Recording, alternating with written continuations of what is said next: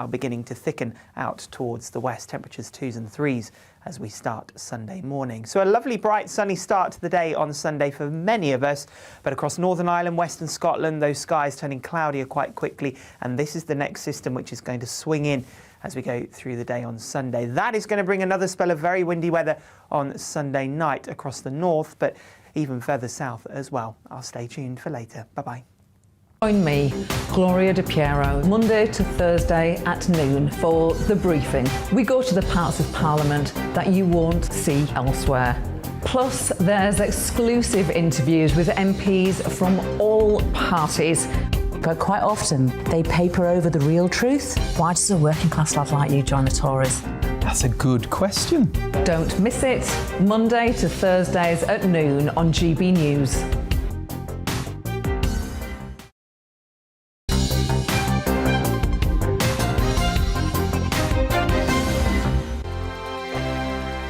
Hello there, I'm Eamon. And I'm Isabel. And you're watching the GB News digital stream across the United Kingdom. And around the world. If you're here in the UK, you can also watch us on your TV screen. GB News is Freeview channel 236. On Sky, we're channel 515. 626 on Virgin Media. Just remember, you might need to retune your TV to watch the channel. Yeah, and if you are doing that, find out more about retuning by going to gbnews.uk. Join my show Farage, 7 p.m. till 8 p.m. Monday through Thursday. And there you will get opinion, analysis, debate, and I'll cover stories that nobody else dares to touch. And then for the last 15 minutes, talking pints. We're over a drink. We have a civilized conversation with someone. We very often disagree, but we do it in a grown-up way. Come and join me on Farage.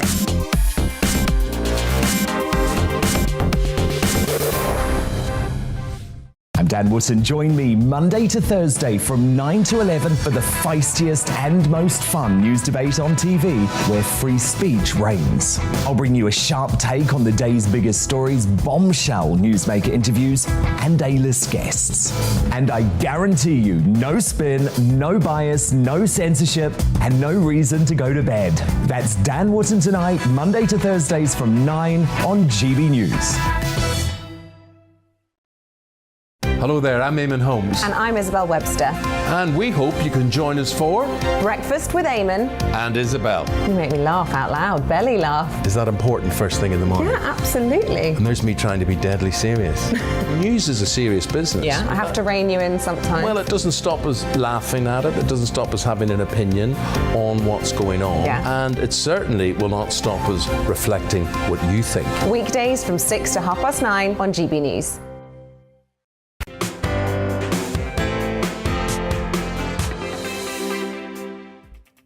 Hello and welcome. This is GB News on TV and on digital radio. I'm Nana Akua, and for the next 2 hours, me and my panel will be taking on some of the big topics hitting the headlines right now.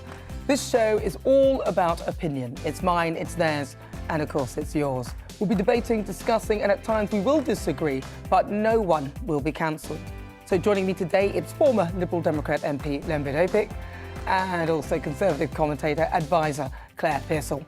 And before we get started, though, let's get our latest news headlines.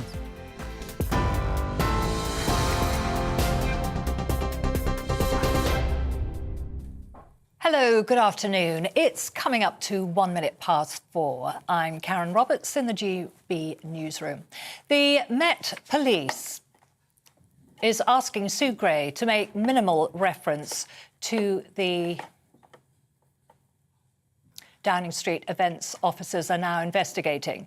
The findings of the civil servants report, yet to be published, could potentially trigger a vote of no confidence in the Prime Minister.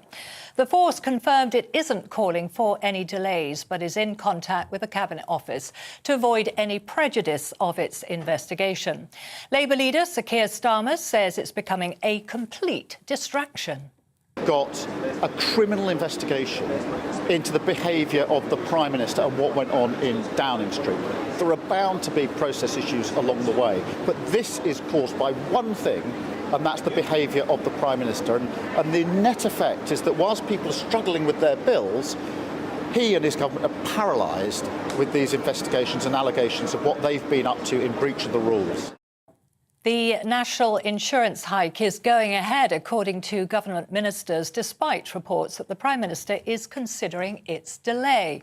Conservative MPs are among the voices calling for the increase in April to be dropped as families struggle because of a rise in the cost of living. The Russian president has told his French counterpart that Moscow's main security concerns over Ukraine have not been addressed. Vladimir Putin held talks with Emmanuel Macron earlier following the US and NATO's response to Russia's proposals.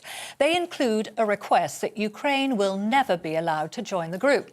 That as the Kremlin sent its strongest signal yet that it's willing to engage with the US and reiterated it doesn't want a war. Meanwhile, British companies are being warned to strengthen their digital defences following malicious online attacks in Ukraine. The National Cybersecurity Centre says the incidents bear the hallmarks of Russian activity. No current threats have been identified in the UK, but guidance has been updated to ensure businesses stay ahead of potential threats. NATO Secretary-General Jens Stoltenberg warned that the West must be prepared for different forms of Russian aggression against Ukraine.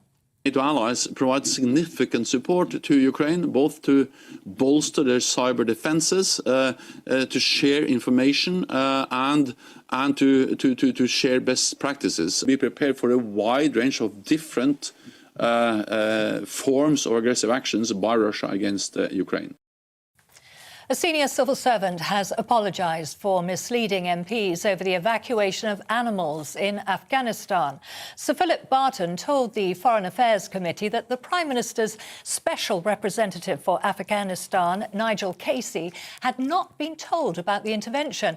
However, recent emails show Mr Casey did ask Number 10 for guidance on what they wanted to be done with the Nowzad animal charity. The parents of an 8-week-old baby who died with more than 60 broken bones have been jailed. 24-year-old Naomi Johnson and 26-year-old Benjamin O'Shea have been found guilty of causing or allowing the death of Amina Faye Johnson. O'Shea has been sentenced to 8.5 years, while Johnson will serve 7 years for the offence. Meanwhile, in the US, a bridge has collapsed in the city of Pittsburgh, sending a number of vehicles, including a bus, into a ravine. It happened just hours before President Biden visits the city to press for his $1 trillion infrastructure bill, which includes bridge maintenance. Authorities say 10 people sustained minor injuries when the structure collapsed earlier this morning. An antiviral pill for those most at risk of serious COVID infection will be rolled out across the NHS next month. The government has announced the UK's second antiviral tablet, known as Paxlovid, will be made available to thousands of people with weakened immune systems from mid-February. Studies suggest the drug made by Pfizer can cut the risk of hospital admission or death by 88% if given in the first 5 days of symptoms. The government's pledging to officially recognise British Sign Language after a new bill had an unopposed second reading in the Commons. It's hoped that the legislation will improve access for deaf people and promote signing during public announcements. Labour MP Rosie Cooper addressed the Commons earlier and spoke about the personal significance this bill has. For every deaf person like my parents who've been ignored, misunderstood, or even treated as unintelligent for simply relying on BSL, this recognition will be clear and will be a message that their language is equal and should be treated as equal. This is GB News. We'll bring you more news as it happens. Now let's return to Nana Akua.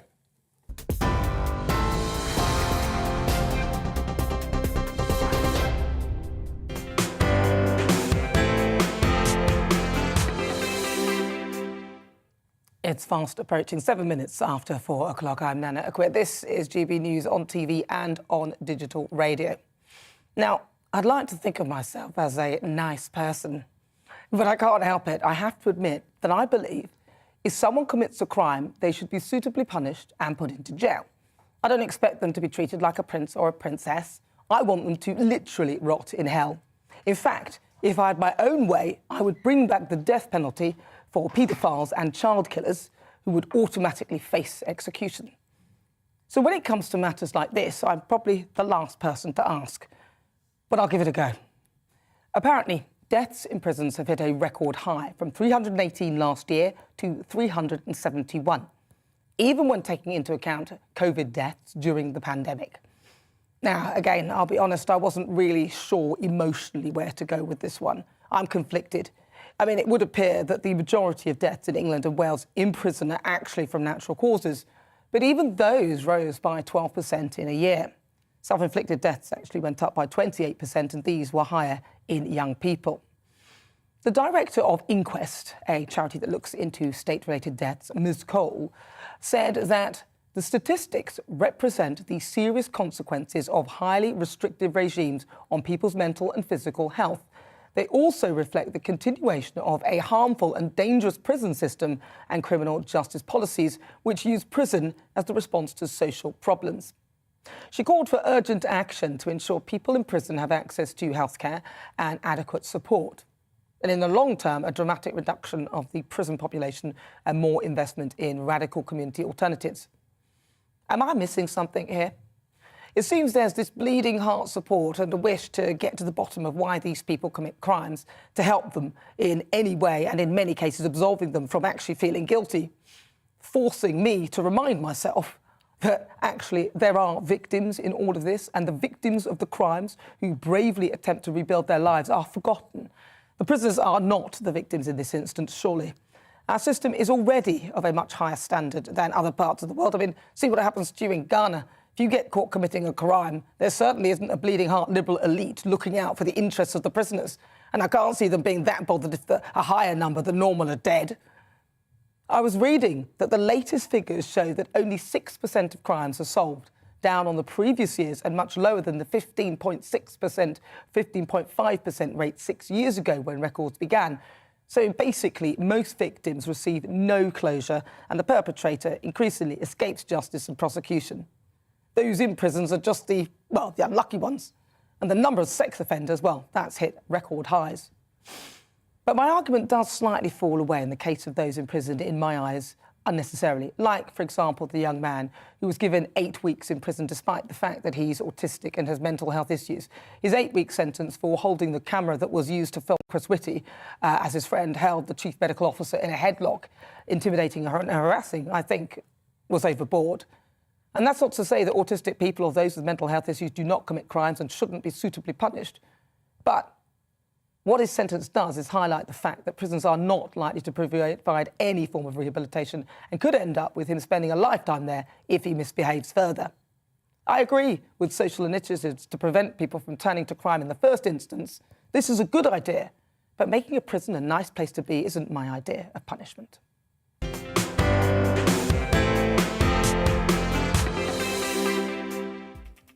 So before we get stuck into the debate, here's what else is coming up today.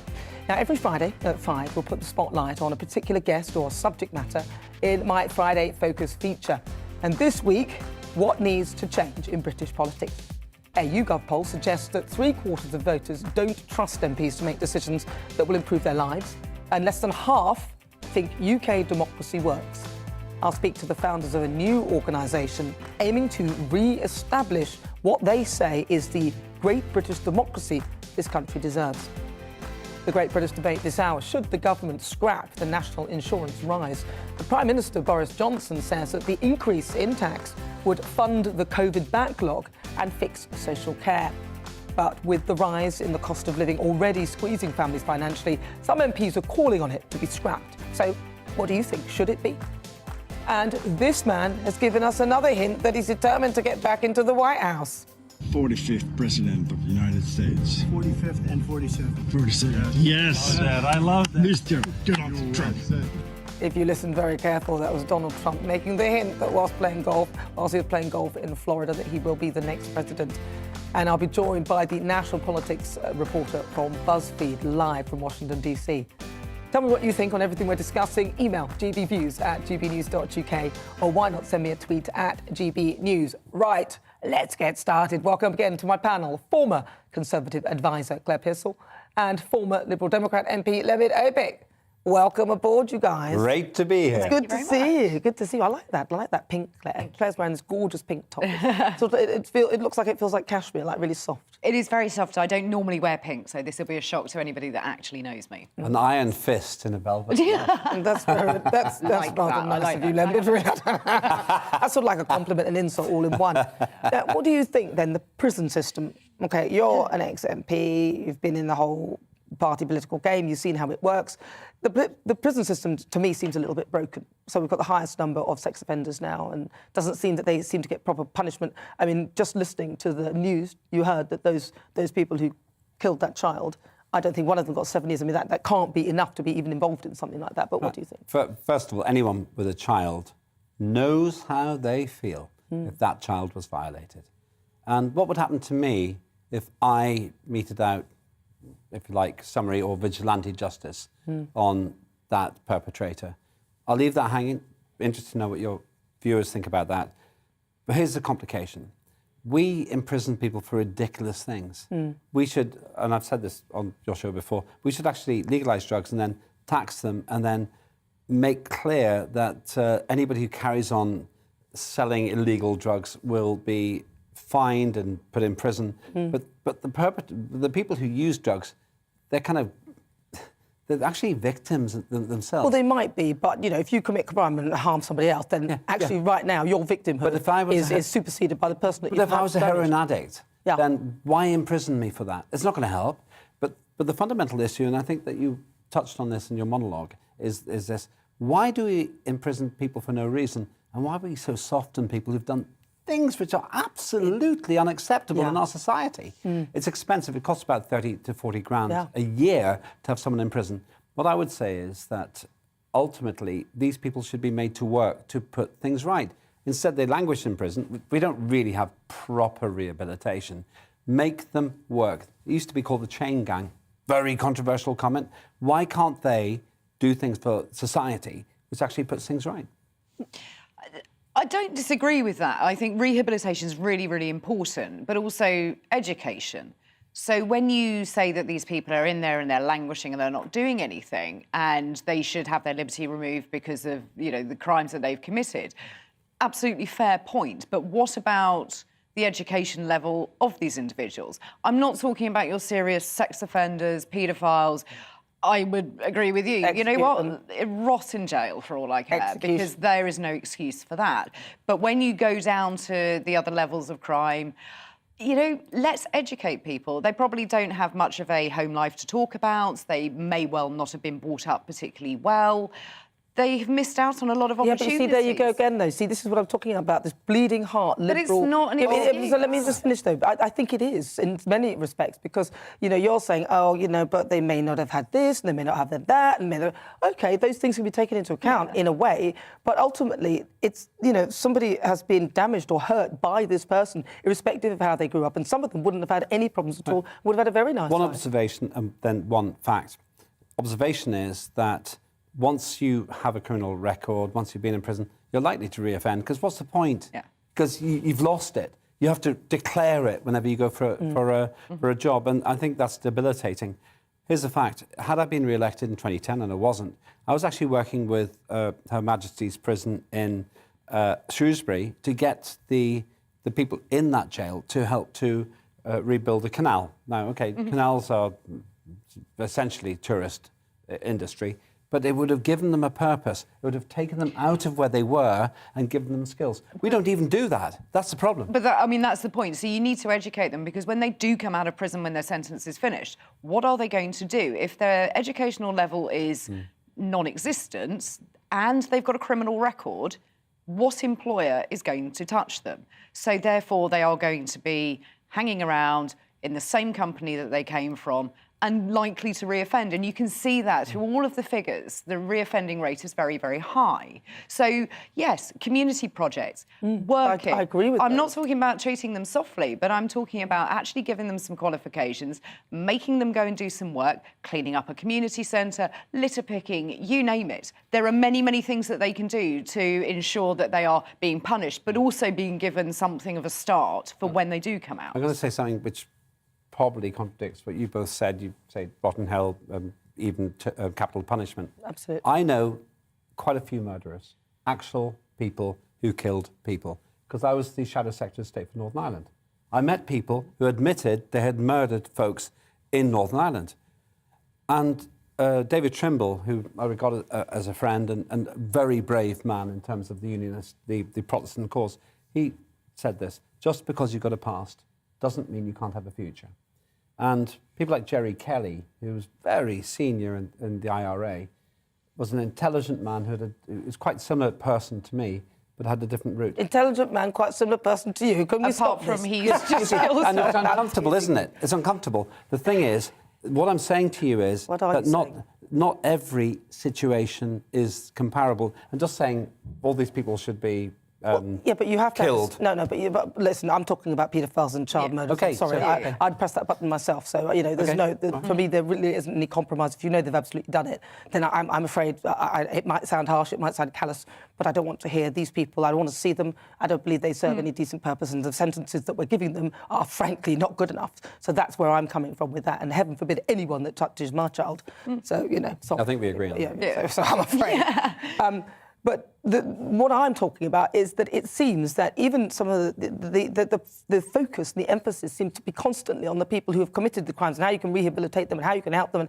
And it must be very infuriating for people who've had crimes, who are the victims of crimes, who don't really have much support. And I think we need to sort of start to rebalance this a bit. We also need to, this report was also talking about lessening the sentences and having fewer people in prisons. They're saying that the government's approach of having more prisons is the wrong one. And I actually think it's absolutely the right one. Bring the prisons up to a good standard, make sure that these people do community-based things.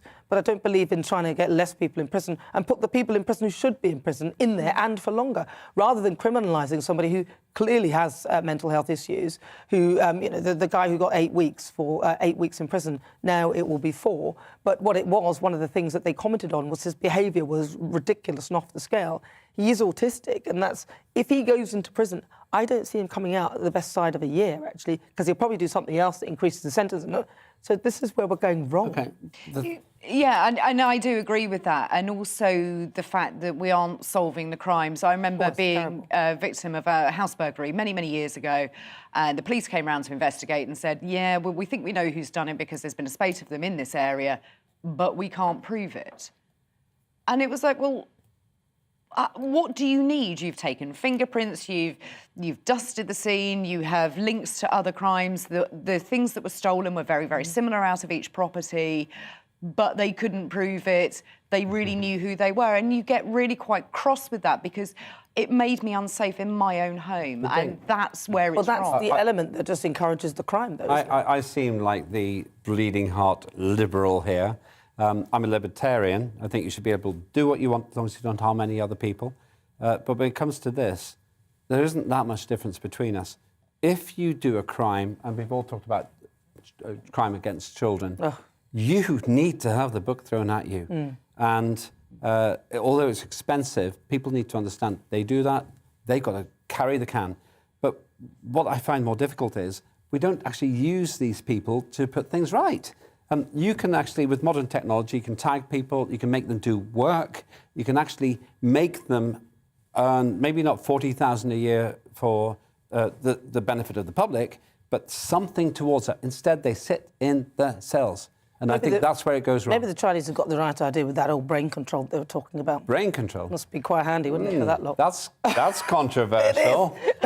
Put that in your poll. Maybe there is a space for it. Maybe there's a place for it. OK. If you just joined me, I'm Nana Akua. This is GB News on TV and on digital radio. Those are the voices of my panellists, Nemid Epic and Claire Pearsall. Now, still to come, it's time for the Great British Debate this hour. I'm asking, should the government scrap the national insurance rise?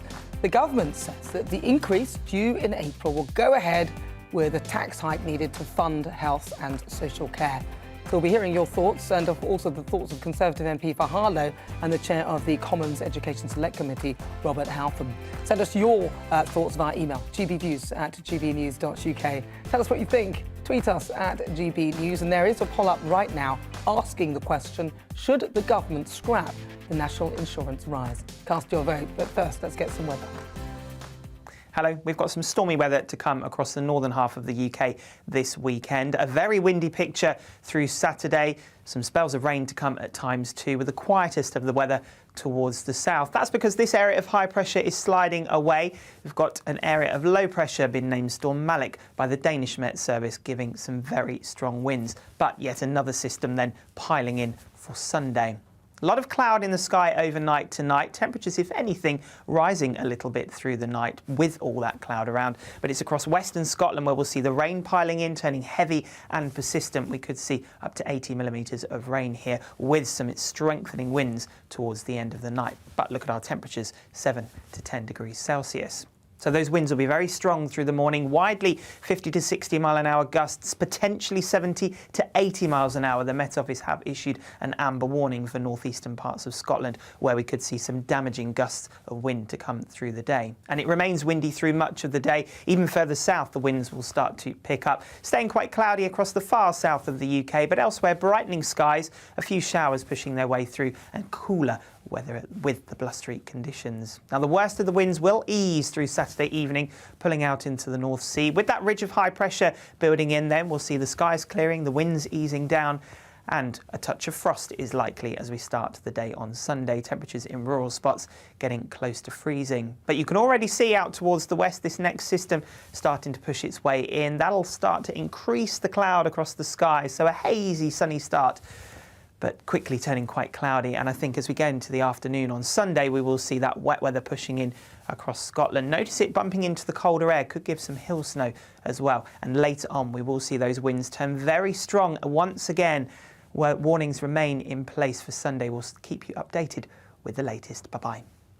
Hello, I'm Alastair Stewart, and I'd invite you to join me at 8 o'clock on Fridays and again at noon on Saturdays and Sundays for Alastair Stewart and Friends. I've been in this business for over 40 years. Here at GB News, I've never been happier. I get to choose the big stories that really interest me. We hear what you have to say, and you hear what I have to say. I really hope you can join me. 8 on Fridays, noon on Saturdays and Sundays.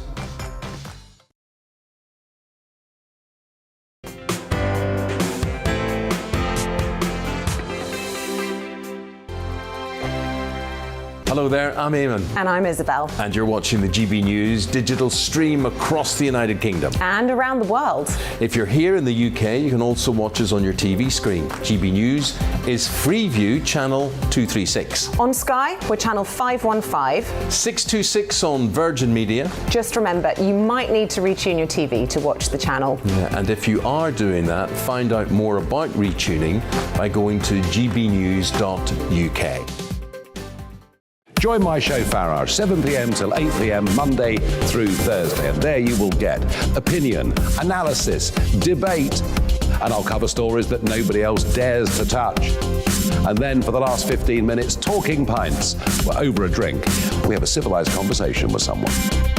We very often disagree, but we do it in a grown-up way. Come and join me on Farage.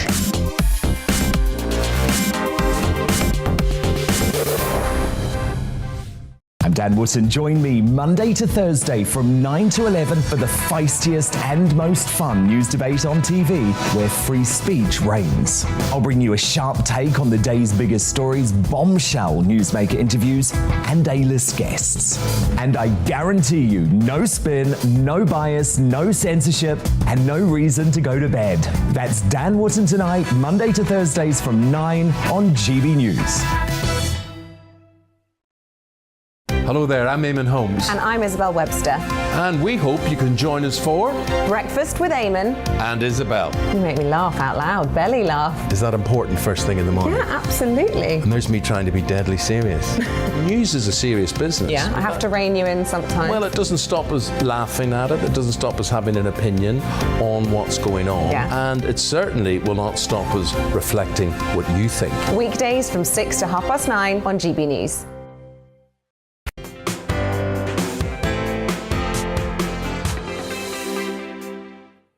It's fast approaching 27 minutes after 4 o'clock. I'm Nana Akua. This is GB News on TV and on digital radio. Now it's time for our Great British debate this hour. I'm asking, should the government scrap the national insurance rise? Under the plans, employees and employers will pay £1.25 more in the pound. That's an increase of 10.4% of your national insurance from April. So this means that the average worker will pay an extra around about £255 a year in taxes. And it's a bid to raise more money to fund health and social care. But with inflation and energy price hikes, there are calls for the rise to be scrapped, as it'll put a squeeze on the cost of living. So should the government scrap the national insurance rise? Get in touch. We'd love to hear your thoughts. But let's now listen to the thoughts of the chair of the Education Select Committee and Conservative MP for Harlow, Robert Halfon. Robert, thank you so much for joining me. Now, Robert, you're the latest MP, of course, to call for the Prime Minister to scrap the rise. Why do you see that these plans, why do you want them to be scrapped? Well, I definitely think that we need to raise the funds for the National Health Service and social care.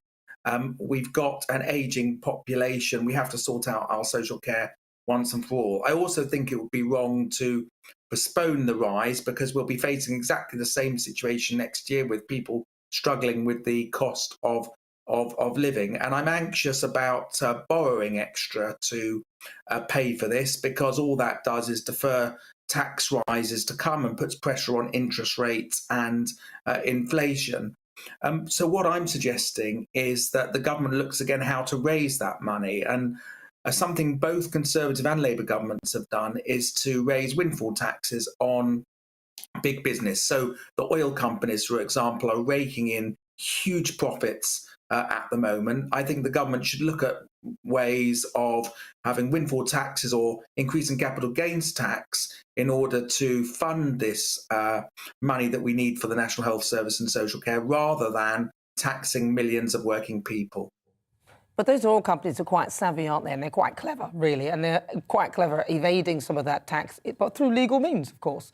There'll always be a way around it. And surely taxing big corporations like that, they'll find a route. Well, we have had windfall taxes before. Margaret Thatcher put windfall tax on the oil companies when the country needed to raise money. We're in a very similar situation to the 1980s. We just spent 400 billion on COVID. We're over £1 trillion in debt. If it's a specific hypothecated windfall tax, it is much harder for these companies to avoid it because they just have to pay it. And I think we should increase capital gains tax and other taxes that big companies pay to pay for this, the funding that we need for the National Health Service and social care. Looking into NHS inefficiencies. So, for example, bed blocking. There's about 17,000. I tried to do the maths on my calculator. It refused to give me the number because it was like to the power of something which I'd never seen it do before. Basically, bed blocking. So there's about 17,000 patients who daily who would stay on average when they don't really need to be because they're actually well. They stay on average 21 nights. That's about 3 weeks. So, and roughly it costs £600 a night to house these people. And I worked out that was about £10 million a day. I mean, there's so many different things that the NHS could be doing to save money. We could find money within the NHS itself. Why would you not suggest that would be a good way? You're absolutely right. And the big worry, of course, is that all this extra money will go into a big black hole. But even if you do what you're suggesting, and there has to be savings, and I hate all the money spent on these management consultants and all this kind of thing that goes on. But even then, you wouldn't raise 36 billion pounds that you need to fund social care, which has been a long issue. And we've got to grapple it one way or another. It has to be funded one way or another. It's got to be funded through taxation. So yes, we can save some billions from the NHS, and absolutely must plough that back in to make sure the taxpayer gets value for money. And a lot more needs to be done on that. But it doesn't take away from the elephant in the room is that we need many billions to fund our social care needs, because we have a growing ageing population that will need looking after in years to come. And that's why I'm not opposed to the money, albeit with caveats. But I just think the way the government have chosen to raise that money by taxing millions of working people, particularly those who are just about managing, struggling to feed their families with high energy bills at the moment, is the wrong way to do it. And what I'd like to see from the government is a urgent cost of living package, looking at cutting VAT from energy bills, getting rid of the green levies, or at least, which are 25% of our electricity bills, or at least having a green levy escalator, which would go down when the international energy price goes high. I'd like to see, we've just saved £4 billion from cutting the overseas aid budget. So I'd like to see the government use that money to cut taxes for the lower paid. Well, Robert, thank you so much for your thoughts. That's Robert Halfon MP. He's the chair of the Education Select Committee. It is the Great British Debate, and this hour I'm asking, should the government scrap the national insurance rise? Let's have a quick look at what you guys have been saying. Mark says national insurance should be cut for those on the lower tax band. I'd support the increase being applied to those higher earners. And Dave says, seeing as they've found a magic money tree for everything else, why can't they just get one sorted out for this? Yes, very good question. And also, I'd like them to track and trace the £37 billion they spent on that. If you've just tuned in, welcome on board. I'm Nana Akua. This is GB News on TV and on digital radio. After the break, we'll continue our debate. I'm asking, should the government scrap the national insurance rise? We'll hear the thoughts of my panel, former Liberal Democrat MP Lembit Opik and former Conservative advisor Claire Pearsall. But first, let's get your latest news headlines.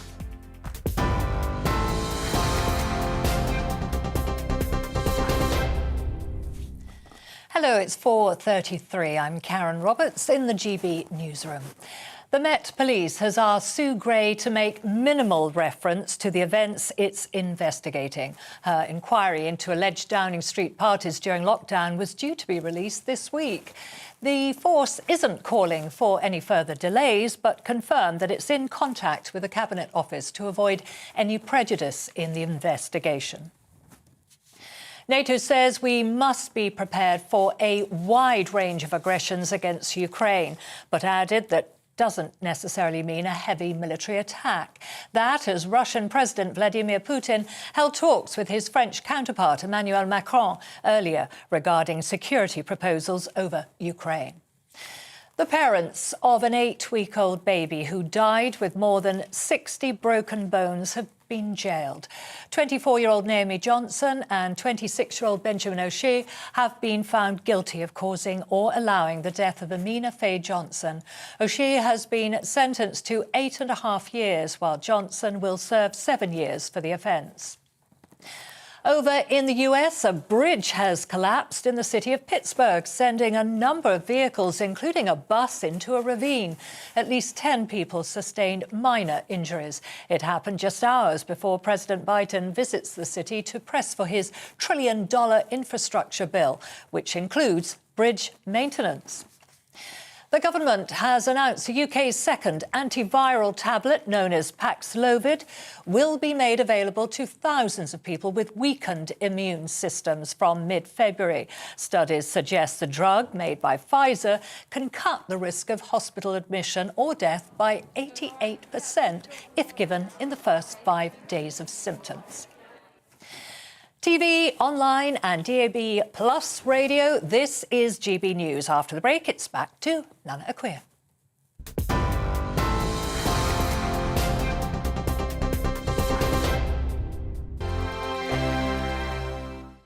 Hello there, I'm Eamon. And I'm Isabel. And you're watching the GB News digital stream across the United Kingdom. And around the world. If you're here in the UK, you can also watch us on your TV screen. GB News is Freeview channel 236. On Sky, we're channel 515. 626 on Virgin Media. Just remember, you might need to retune your TV to watch the channel. Yeah, and if you are doing that, find out more about retuning by going to gbnews.uk. Join my show Farage, 7 p.m. till 8 p.m. Monday through Thursday, and there you will get opinion, analysis, debate, and I'll cover stories that nobody else dares to touch. And then for the last 15 minutes, talking pints. We're over a drink. We have a civilised conversation with someone.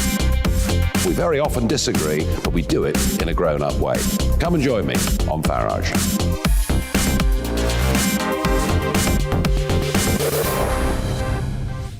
I'm Dan Wootton. Join me Monday to Thursday from 9 to 11 for the feistiest and most fun news debate on TV, where free speech reigns. I'll bring you a sharp take on the day's biggest stories, bombshell newsmaker interviews, and A-list guests.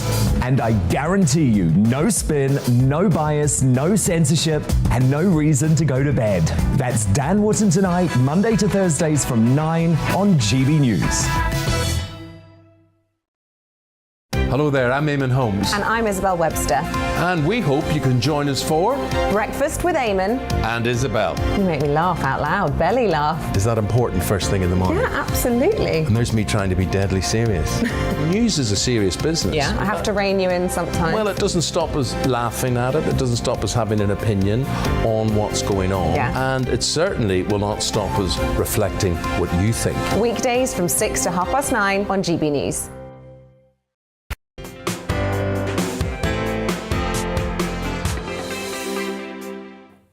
It's coming up to 38 minutes past 4 o'clock. This is GB News on TV and on digital radio. I'm Nana Akua. Now, later on in the show, I'll be speaking to the national politics reporter at BuzzFeed News about a video that's emerged online hinting yet again that our good old friend Donald Trump will rerun for president in 2024. 45th President of the United States. 45th and 47th. 47th. Yes. I love that. Mr. Donald Trump. Ladies and gentlemen. Yes, if you didn't hear it, the 45th and 47th, so he's counting himself for the next one. That's Trump. That's the hint. He's playing golf in Florida. But I want to hear what your thoughts are on this. Would you like to see the former president back in the White House? Let me know your thoughts. gbviews@gbnews.uk. Right, let's return to the Great British Debate this hour. I'm asking, should the government scrap the national insurance rise? There are calls for the number 10 to ditch the increase in tax, which will see employees and employers pay an extra £1.25 more in the pound. So that is a 10.4% increase in national insurance from April.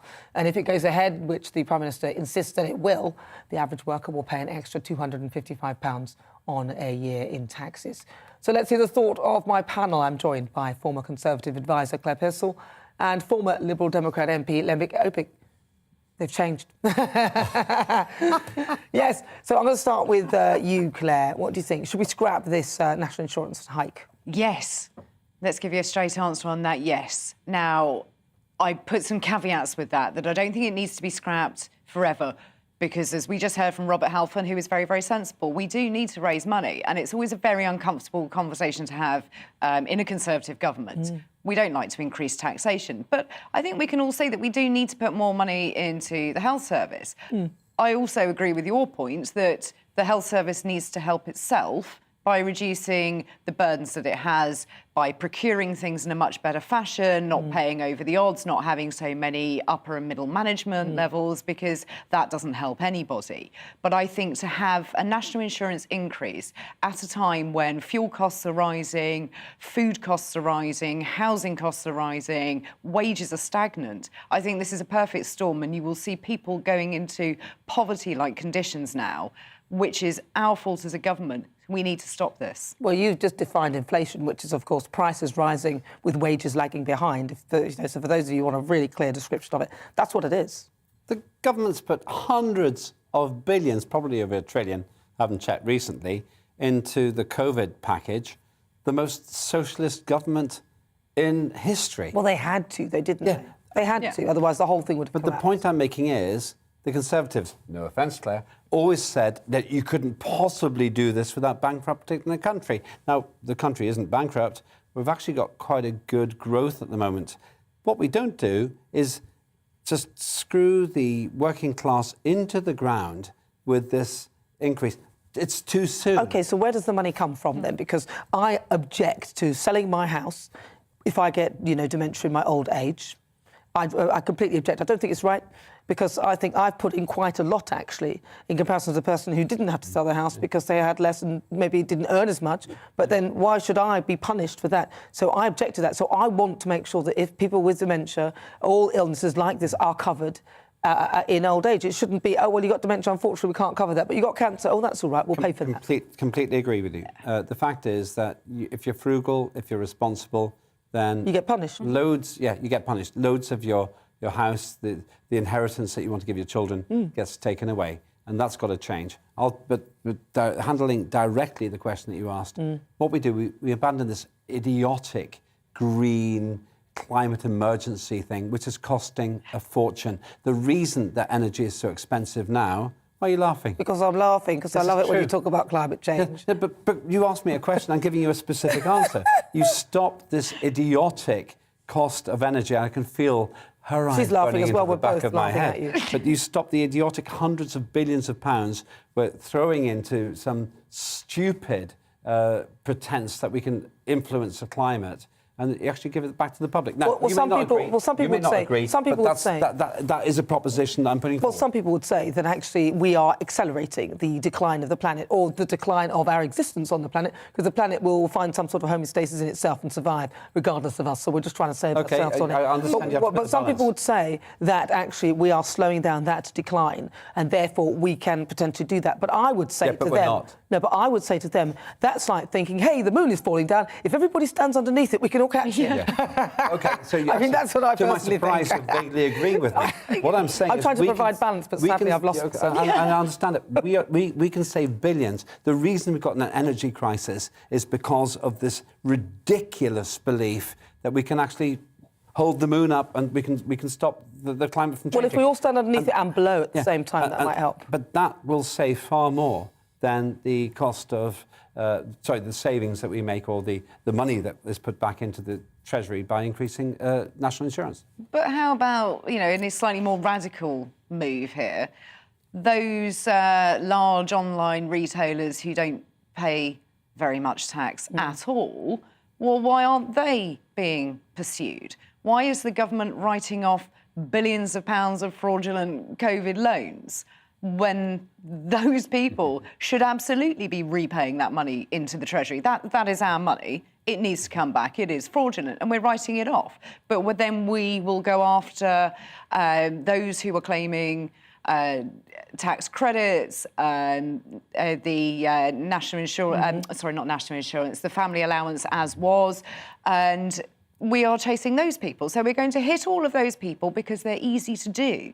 Yeah. And we're going to hit them even further with, a national insurance rise. So the people that are working, who are on the payroll system, who are earning enough to get by, not a huge amount, and we're going to hit those. Whereas there are richer people earning higher salaries, those who are perhaps retired or past state pension age.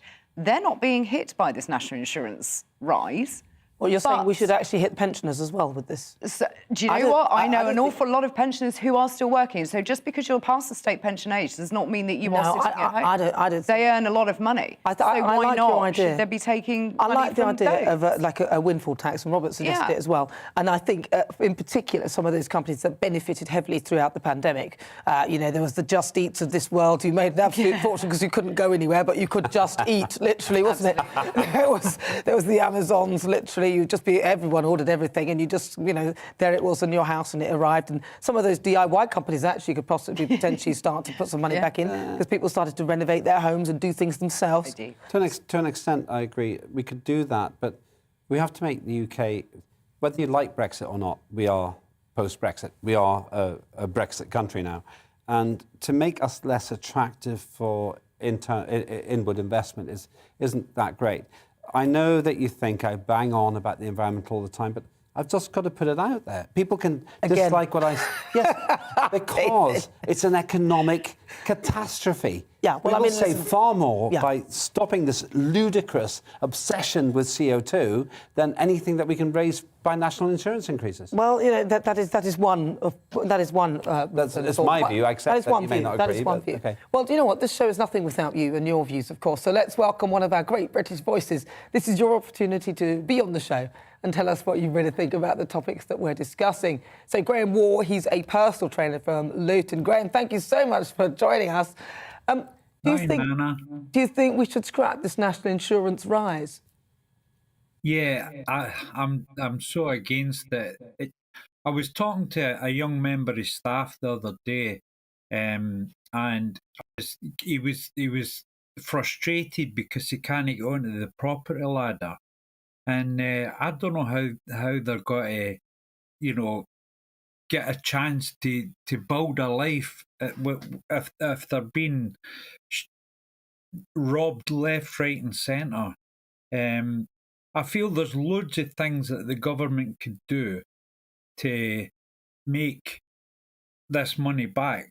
For example, for me, non-violent crimes, because you can save money by, I think it's 40,000 a year it costs to keep a prisoner.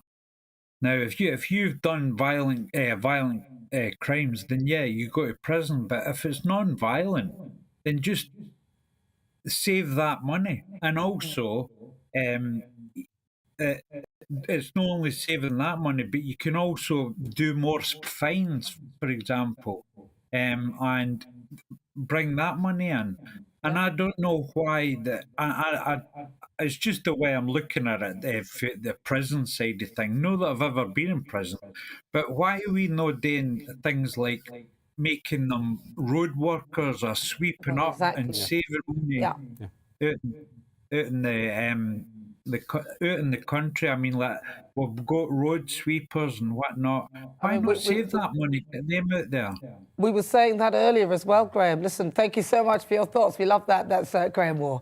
He's a personal trainer and he's giving us his views as well. If you've got some views, we'd love to get you on as a GB voice. You know you can email us, gbviews@gbnews.uk. Right, so today we're talking about whether the government should scrap the national insurance tax rise. Let's find out my panel. Well, Graham's made a perfectly valid suggestion. He said, even we were talking about prisons earlier, he's even saying, and you mentioned the price, it costs about £30,000 to £40,000 a year. Non-violent crimes like, fraud and stuff like that, whilst they are bad, and they always catch people for fraud, but don't manage to catch people for other stuff, violent stuff, actually. But, it seems to be. But what could happen there? Do you think he's making a point? Well, first of all, Graham Waugh's biggest problem in life is he looks like one of your regular contributors, Danny Kelly, if he's watching, which is positive. It's a good thing. Don't look at me like that. They do actually have quite similar in their faces. And also, they're both bright. And what Graham said is, what I think, which is, don't just bang people up in prison, because we've got something like, this might not be the exact figure, but 90,000 people in prison. That's a workforce that we should be using. Why don't we use that workforce to do hundreds of millions of pounds of good a year? Yeah, that is the point. That is the point. Claire, what do you think? Yeah, I think you made some really valid points, and especially when you look at government spending, and I think all departments, and I remember from my time in government, you did have to put forward what your commitments were to cutting your budgets. So, yeah, I mean, that's sort of one way of looking at it, but I do think, taxation we need to look at, but we also need to look at social care as a whole. Now, respective governments have never, ever dealt with social care properly. And now we have an ageing population. So we are so far behind in this conversation, and it's really uncomfortable. And I appreciate that there were some people who will not have very much. They haven't been able to have their own house, so how are they going to afford their care? And as what you were saying, why should your hard work and saving then have to go and pay for everybody else? But I think we do have to have this conversation. It is really uncomfortable. But also, how are we helping local authorities to fund this? The responsibility falls on the local authority, but central government is collecting the tax. Right. And there's been no conversation about how much of that is going back. Just brief to add, what Graham Waugh said, which is really interesting, is he speaks for the nation in a way. we need to do something more intelligent than simply just hiking up taxing. Yeah, he's right. I mean, truly, I think it's, for me, it almost feels like slightly lazy politics, doesn't it? Where, we'll just increase tax. And, well, how about you look at, if I need to save money, I look into my bank account and see where I'm wasting money first. And I would like them to do that before they rise the tax, because that's the first thing before they do anything else. But today, I'm asking, should the government scrap the national insurance tax rise? And lots of you have been getting in touch with your views. Daz says people were happy sitting at home on furlough for 2 years. It's got to be paid back somehow. Well, not all of us got furlough. A lot of us had to work, actually. We also keep pushing social care reform down the hill. Richie says we all have to pay for what's gone before. Seems a fair system as the highest earners pay the most. Davey says, if it's no, how do we fund the care system? And that has been on the back burner for decades. Sue says the government shouldn't be taking any more money off hard-working people of the UK. There's also a poll up right now on Twitter. Throughout the show, I'm asking, should the government scrap the national insurance tax rise? And currently, let's take a guess from the panel. How many do you think say yes? What percentage would you guess, Lembit? What? How many think yes, we should? Not, 60. 60, Claire? 73. No. 85% say yes. Both wrong. I'm with them. Yes, I'm with you. Yes, it should be scrapped. Absolutely. Well, you know, keep those thoughts coming. I'm Nana Akua. This is GB News on TV and digital radio. Still to come. Would you let a robot perform surgery on you without any assistance from a human? You're probably better off, actually. In America, keyhole surgery has successfully been performed by a robot without any human assistance. It was on 4 pigs, of course, but we'll be speaking to the professor who helped build the robot after the break. But first, let's get a weather update. Hello, we've got some stormy weather to come across the northern half of the UK this weekend. A very windy picture through Saturday. Some spells of rain to come at times too, with the quietest of the weather towards the south. That's because this area of high pressure is sliding away. We've got an area of low pressure been named Storm Malik by the Danish Met Service, giving some very strong winds. But yet another system then piling in for Sunday. A lot of cloud in the sky overnight tonight. Temperatures, if anything, rising a little bit through the night with all that cloud around. But it's across western Scotland where we'll see the rain piling in, turning heavy and persistent. We could see up to 80 millimetres of rain here with some strengthening winds towards the end of the night. But look at our temperatures, 7 to 10 degrees Celsius. So those winds will be very strong through the morning, widely 50 to 60 mile an hour gusts, potentially 70 to 80 miles an hour. The Met Office have issued an amber warning for northeastern parts of Scotland, where we could see some damaging gusts of wind to come through the day. And it remains windy through much of the day. Even further south, the winds will start to pick up, staying quite cloudy across the far south of the UK, but elsewhere brightening skies, a few showers pushing their way through, and cooler weather with the blustery conditions. Now, the worst of the winds will ease through Saturday evening, pulling out into the North Sea. With that ridge of high pressure building in, then we'll see the skies clearing, the winds easing down, and a touch of frost is likely as we start the day on Sunday. Temperatures in rural spots getting close to freezing. But you can already see out towards the west this next system starting to push its way in. That'll start to increase the cloud across the sky, so a hazy sunny start, but quickly turning quite cloudy. And I think as we get into the afternoon on Sunday, we will see that wet weather pushing in across Scotland. Notice it bumping into the colder air, could give some hill snow as well. And later on, we will see those winds turn very strong once again, where warnings remain in place for Sunday. We'll keep you updated with the latest. Bye-bye.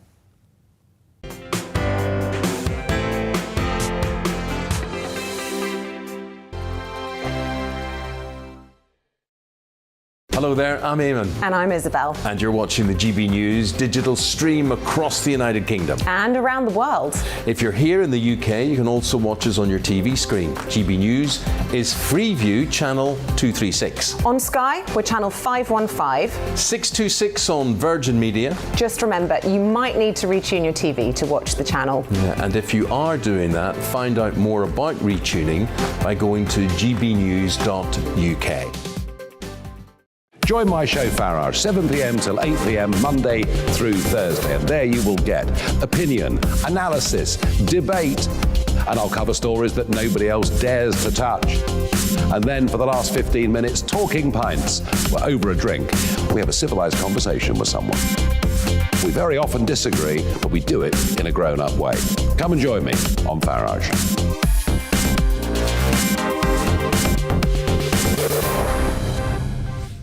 I'm Dan Wootton. Join me Monday to Thursday from 9 to 11 for the feistiest and most fun news debate on TV, where free speech reigns. I'll bring you a sharp take on the day's biggest stories, bombshell newsmaker interviews, and A-list guests. And I guarantee you, no spin, no bias, no censorship, and no reason to go to bed. That's Dan Wootton tonight, Monday to Thursdays from 9 on GB News.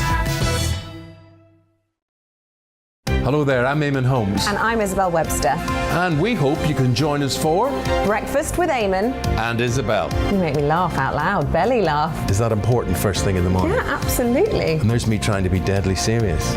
News is a serious business. Yeah, I have to rein you in sometimes. Well, it doesn't stop us laughing at it. It doesn't stop us having an opinion on what's going on. Yeah. And it certainly will not stop us reflecting what you think. Weekdays from 6 to 9:30 on GB News.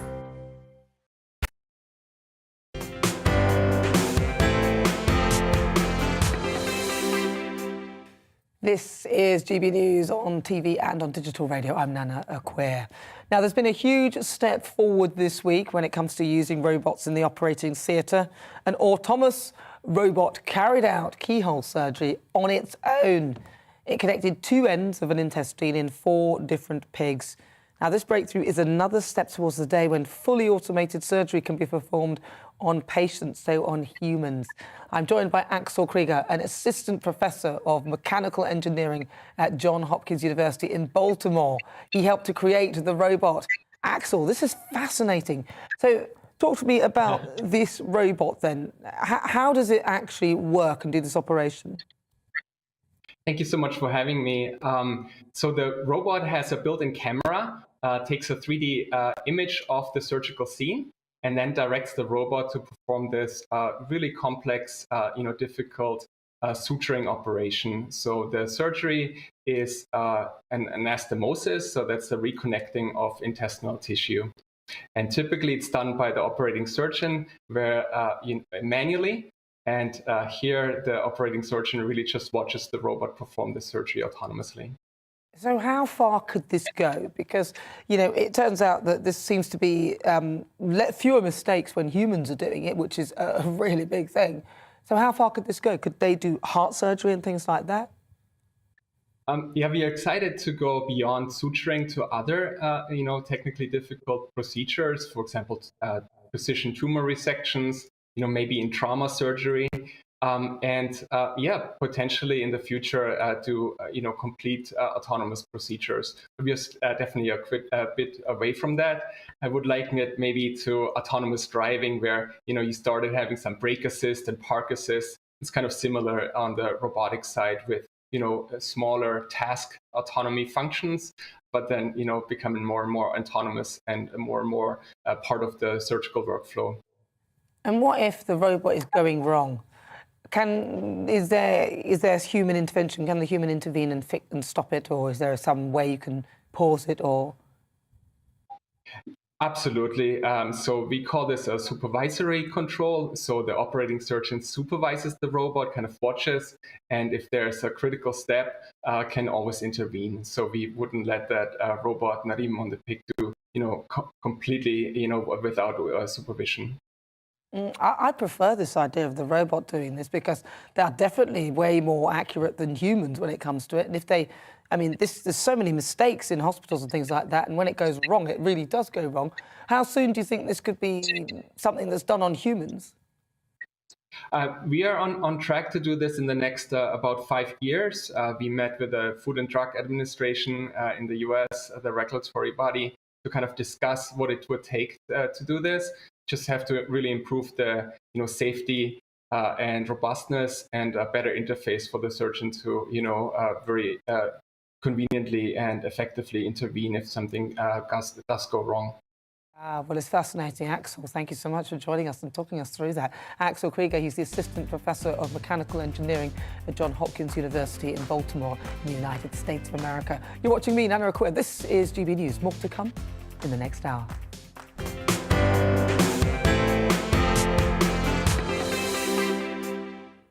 It's 5 o'clock. This is GB News on TV and on digital radio. And for the next hour, me and my panel will be taking on some of those big topics hitting the headlines. Stay tuned. But right now, let's get some headlines.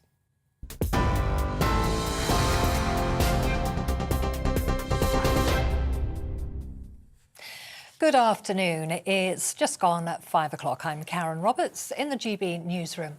The Met Police is asking Sue Gray to make minimal reference to the Downing Street events officers are now investigating. The findings of the civil servants report, yet to be published, could potentially trigger a vote of no confidence in the Prime Minister. The force confirmed it isn't calling for any delays, but it is in contact with the Cabinet Office to avoid any prejudice of its investigation. Labour leader Sir Keir Starmer says it's becoming a complete distraction. Got a criminal investigation into the behaviour of the Prime Minister and what went on in Downing Street. There are bound to be process issues along the way, but this is caused by one thing, and that's the behaviour of the Prime Minister. And the net effect is that whilst people are struggling with their bills, he and his government are paralysed with these investigations and allegations of what they've been up to in breach of the rules. The Russian president has told his French counterpart that Moscow's main security concerns over Ukraine have not been addressed. Vladimir Putin held talks with Emmanuel Macron earlier, following the US and NATO's response to Russia's proposals. They include a request that Ukraine will never be allowed to join the group. That as the Kremlin sent its strongest signal yet that it's willing to engage with the US and reiterated it doesn't want a war. Meanwhile, British companies are being warned to strengthen their digital defences following malicious online attacks in Ukraine. The National Cyber Security Centre says the incidents bear the hallmarks of Russian activity. No current threats have been identified in the UK, but guidance has been updated to ensure businesses stay ahead of potential threats. NATO Secretary General Jens Stoltenberg warned that the West must be prepared for different forms of Russian aggression against Ukraine. NATO allies provide significant support to Ukraine, both to bolster their cyber defences, to share information and to share best practices. Be prepared for a wide range of different forms of aggressive actions by Russia against Ukraine. A senior civil servant has apologised for misleading MPs over the evacuation of animals in Afghanistan. Sir Philip Barton told the Foreign Affairs Committee that the Prime Minister's Special Representative for Afghanistan, Nigel Casey, had not been told about the intervention. However, recent emails show Mr Casey did ask Number 10 for guidance on what they wanted to be done with the Nowzad animal charity. The parents of an 8-week-old baby who died with more than 60 broken bones have been jailed. 24-year-old Naomi Johnson and 26-year-old Benjamin O'Shea have been found guilty of causing or allowing the death of Amina Faye Johnson. O'Shea has been sentenced to 8.5 years, while Johnson will serve 7 years for the offence. Detective Inspector Melanie Presley said Amina suffered an unimaginable amount of pain. No jail term will ever be worth the life of baby Amina Faye. It is difficult to speak of justice in a case like this. However, I hope that today's sentence is a clear message that these children mattered. This is a truly heartbreaking case that has touched all of us who have worked on bringing O'Shea and Johnson before the court for their monstrous crimes. 7 men have been jailed for a combined total of 60 years for multiple firearms offences. Metropolitan Police recovered several weapons in the operation against the Essex-based organised criminal gang. The men were sentenced at Southwark Crown Court after being found guilty of supplying illegal guns and ammunition to criminals in the South East. Meanwhile, in the US, a bridge has collapsed in the city of Pittsburgh, sending a number of vehicles, including a bus, into a ravine. It happened just hours before President Biden arrived at the city to press for his trillion-dollar infrastructure bill, which includes bridge maintenance. Authorities say 10 people sustained minor injuries when the structure collapsed earlier this morning. The government's pledging to officially recognise British Sign Language after a new bill had an unopposed second reading in the Commons. It's hoped the legislation will improve access for deaf people and promote signing during public announcements. Labour MP Rosie Cooper addressed the Commons earlier and spoke about the personal significance that this bill has. For every deaf person like my parents who've been ignored, misunderstood, or even treated as unintelligent for simply relying on BSL, this recognition will be clear and will be a message that their language is equal and should be treated as equal. This is GB News. We'll bring you more news as it happens. Now it's back to Nana Akua.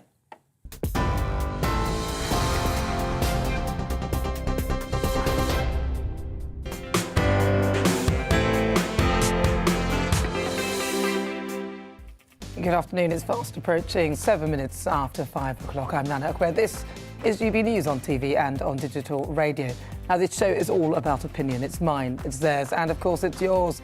We'll be debating, discussing, and at times we will disagree, but no one will be cancelled. So joining me today, it's former Liberal Democrat MP Lembi Dopik and also former Conservative advisor Claire Pearsall.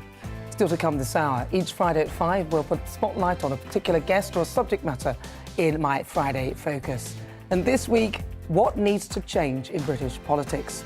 A YouGov poll suggests that 3/4 of voters don't trust MPs to make decisions that will improve their lives. And less than half think that UK democracy works. So in a few moments, I'll speak to the founders of a new organisation aiming to re-establish what they say is the great British democracy this country deserves. The Great British Debate this hour. People on universal credit will be forced to apply for more jobs outside their chosen field or risk a cut to their benefits in new plans by the government. Now, there are around about 1.2 million jobs up for grabs. That's nearly 60% higher than before the pandemic. So I'm asking, should people on universal credit have to take any jobs that they're offered? Yes, I can remember some very difficult times. There was a time when I had to work for this company selling knives. I'll tell you all about that. Oh, horror, horror, horror. And Donald Trump has given us another hint at his plans to run for election in 2024. 45th President of the United States. 45th and 47th. 47th. Yes. I love that. Mr. Donald Trump. Let's. So if you listen carefully, you hear that he announced that he'll be the 47th President of the United States. So he's making his remarks there whilst on a golf trip in Florida. I'll be joined by the national politics reporter for BuzzFeed Live from Washington, D.C. If you want to get in touch, email gbviews@gbnews.uk or tweet us at gbnews. Tell us your thoughts. But first, let's get your latest news headlines. We've already done that. Am I matching things? Have I done that once already? You've done it already. Do you know what? It's my age, darling. I'm only 21. Times 2, almost 3. Listen, it's time for Friday Focus, and today we're looking at what needs to change in British politics. 3/4 of voters don't trust MPs to make decisions that will improve their lives, and less than half think that UK democracy works. That's according to a YouGov poll from earlier this month. So what needs to change to make British politics something that voters trust and rely on? A new organisation has been set up to find out and change the landscape of democracy. GB Unites claims to be standing against the UK's crisis of political confidence. So I'm joined in the studio now by Michael Donovan and Nicholas Martin, who helped create GB Unites. Right, Michael, I'm going to start with you then. What do you think is wrong with the sort of current political system here in the UK? I think trust and confidence. In all relationships, there has to be trust.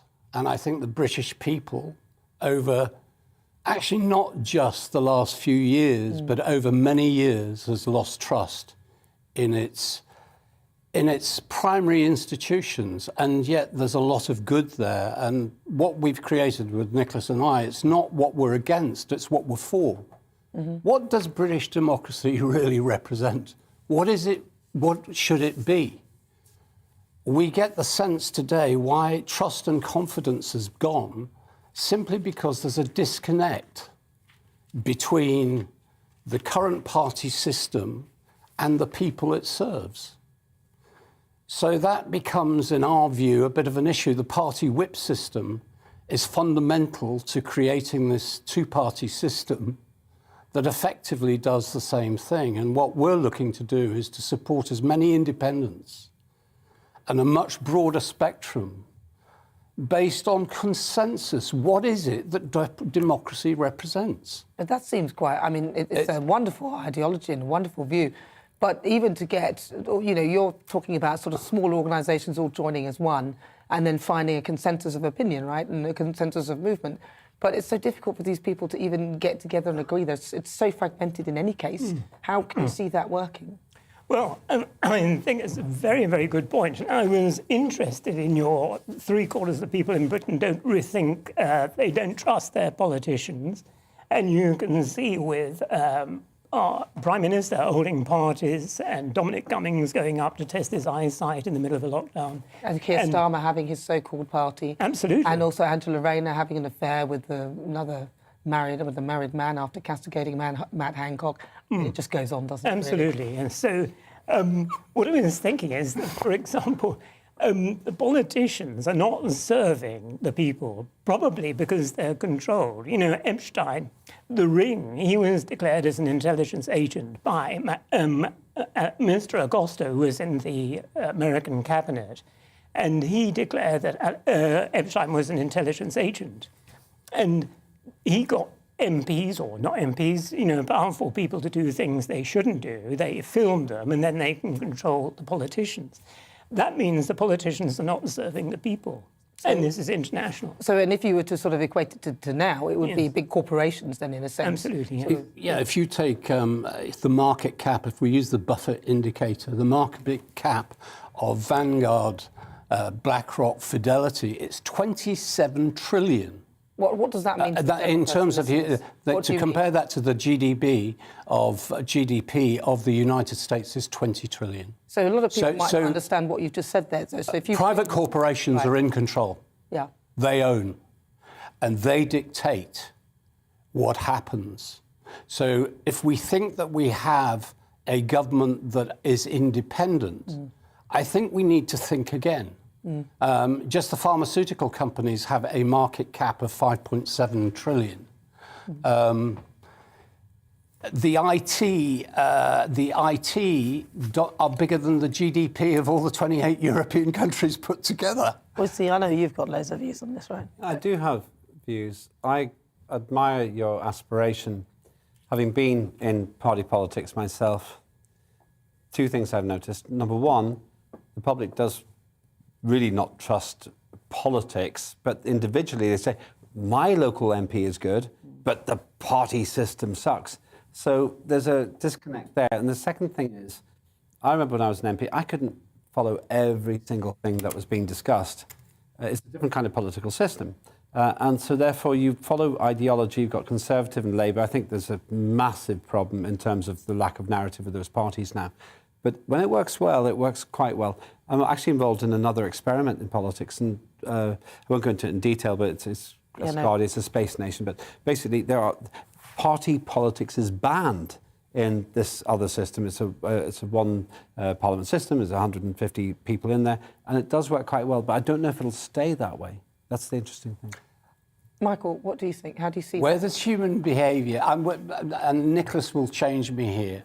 I think we're in the beginning of a change of consciousness, a zeitgeist. Now, that may be wishful thinking, but I don't believe that unless we sit down and really talk about the issues openly and honestly, will we get the country that we probably want. And in our unofficial polls, and I say we don't, you know, we're only kind of just launching. Sorry, am I? No.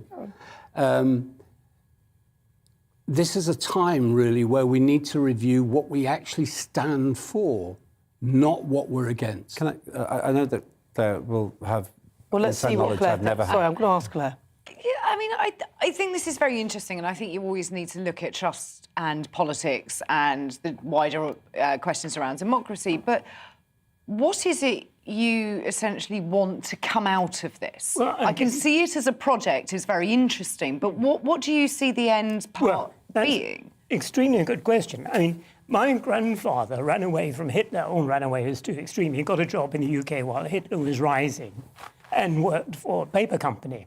He then joined British military intelligence, working with the British campaign against Hitler. He didn't know that Hitler was financed by Britain, America and Germany together. And this sort of information should be made available to people at school. It's absolutely astonishing that my grandfather died not knowing that. I feel ashamed for him. Secondly, why don't the people know what's going on through the national press? If you take the average middle-class person, they think The Guardian is the bastion of middle-class democracy and liberal values. Some people wouldn't call it that. Some people. I wouldn't call it that. No, I agree with you. I'll keep quiet about We would that. agree with you. I agree with you. And why wouldn't you? And I think you're quite right, Nana, because Britain, The Guardian's direct collusion with media censorship by secret services exposed. The minutes of the Ministry of Defence meetings have confirmed the role of Britain's Guardian newspaper as a mouthpiece for intelligence agencies. This is why our democracy is not real. It's a virtual democracy. And I've just come on to a thing from... A lot of notes.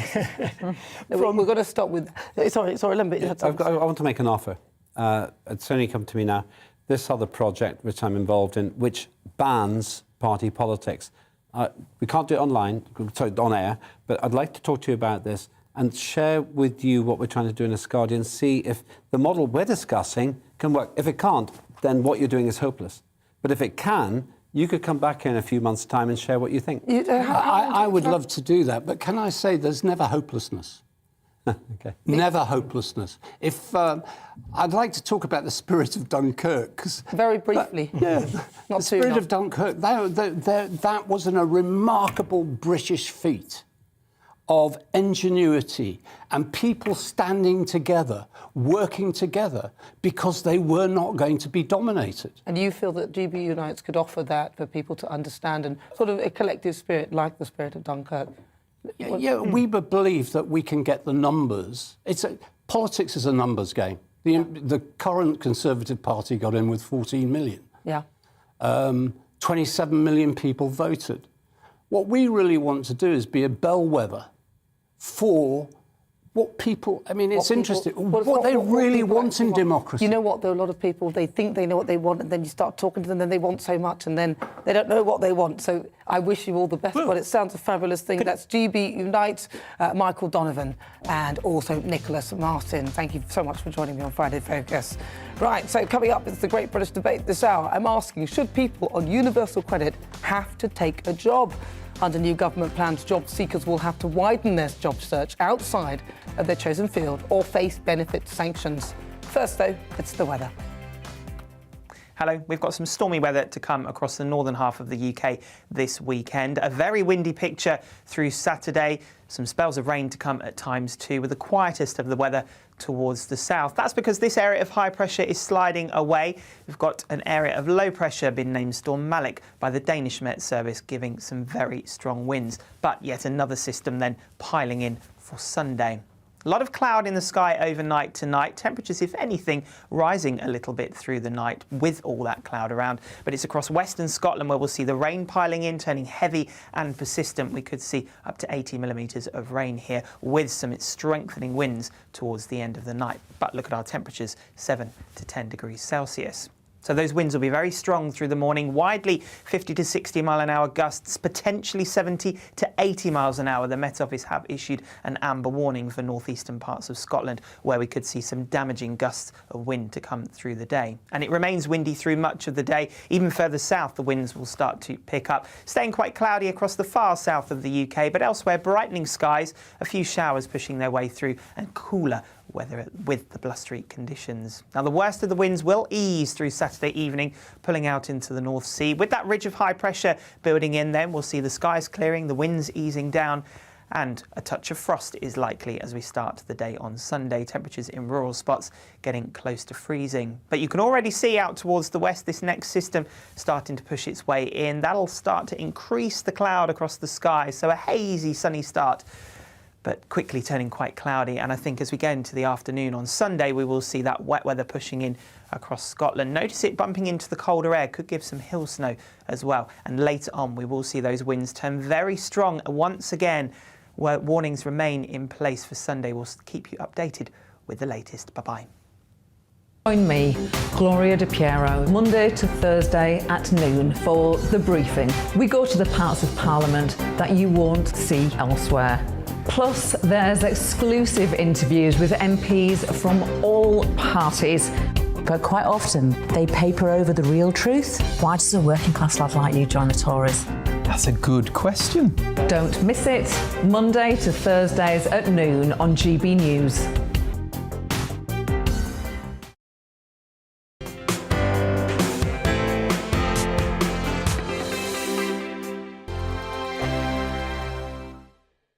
Hello there, I'm Eamon. And I'm Isabel. And you're watching the GB News digital stream across the United Kingdom. And around the world.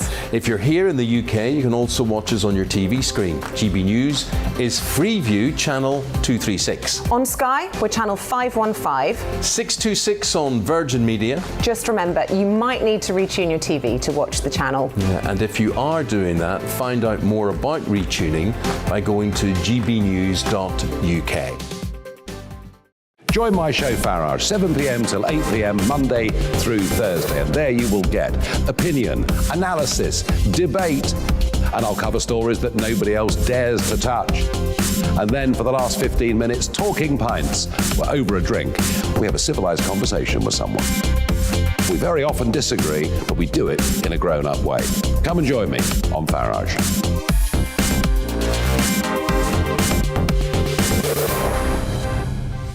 I'm Dan Wootton. Join me Monday to Thursday from 9 to 11 for the feistiest and most fun news debate on TV, where free speech reigns. I'll bring you a sharp take on the day's biggest stories, bombshell newsmaker interviews, and A-list guests. And I guarantee you, no spin, no bias, no censorship, and no reason to go to bed. That's Dan Wootton tonight, Monday to Thursdays from 9 on GB News. Hello there, I'm Eamon Holmes. And I'm Isabel Webster. And we hope you can join us for Breakfast with Eamon and Isabel. You make me laugh out loud, belly laugh. Is that important first thing in the morning? Yeah, absolutely. And there's me trying to be deadly serious. News is a serious business. Yeah, I have to rein you in sometimes. Well, it doesn't stop us laughing at it. It doesn't stop us having an opinion on what's going on. Yeah. And it certainly will not stop us reflecting what you think. Weekdays from 6 to 9:30 on GB News.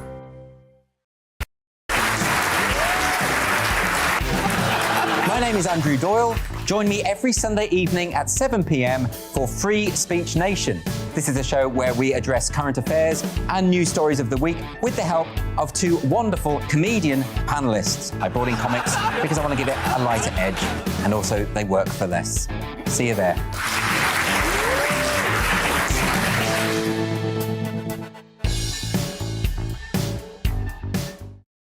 Join me, Gloria De Piero, Monday to Thursday at noon for The Briefing. We go to the parts of Parliament that you won't see elsewhere. Plus, there's exclusive interviews with MPs from all parties. But quite often, they paper over the real truth. Why does a working class lad like you join the Tories? That's a good question. Don't miss it, Monday to Thursdays at noon on GB News.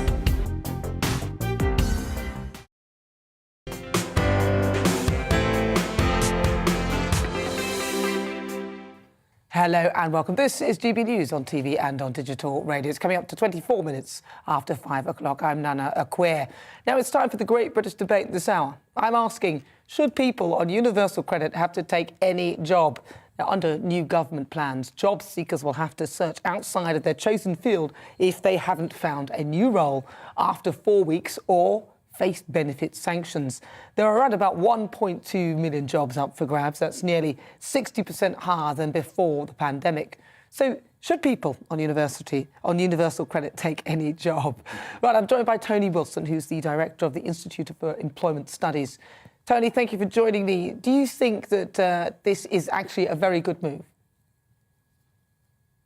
Well, my concern about this move is that I'm not sure it's actually going to make any difference to the really significant challenges that we're facing in the labour market at the moment. So to put that in context, we've got more vacancies now than we've ever had, 1.2 million vacancies. But actually, unemployment is close to where it was before the crisis began. It's close to the lowest it's been since the 70s.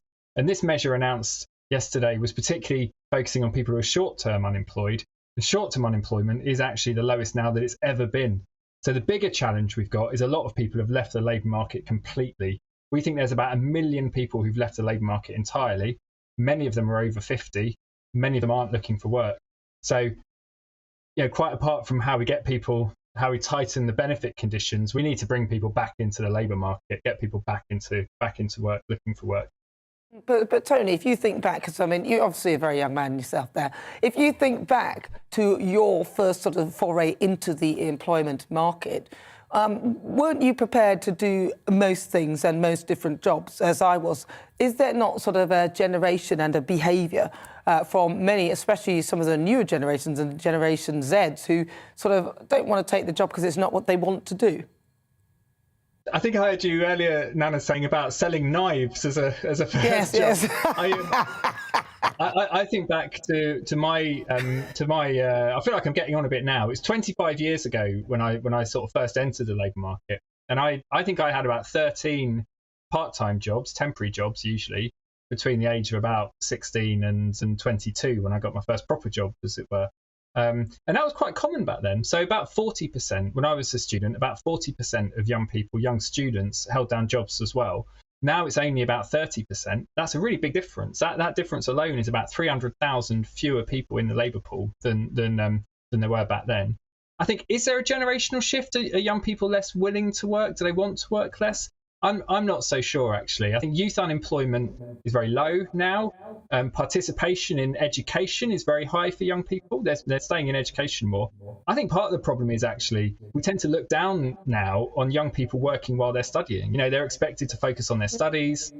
We expect more of them. And I think a lot of recruiters don't really recruit from young people. I think there's a real talent pool there. We could be doing more to bring in of young students, young people, to help to meet some of these shortages. Interesting. Do you think that? I mean, I used to have to, when I was at university, I danced in clubs to make a bit more money. I mean, Really? Did I say that out loud? I'm joking. No, it's actually true. So what do you think then? Because it does seem that people do stay on these benefits for a while, though, don't they, before they actually then get into work? I mean, do they have an average time period with which they've worked out that people stay on universal credit before they get a job?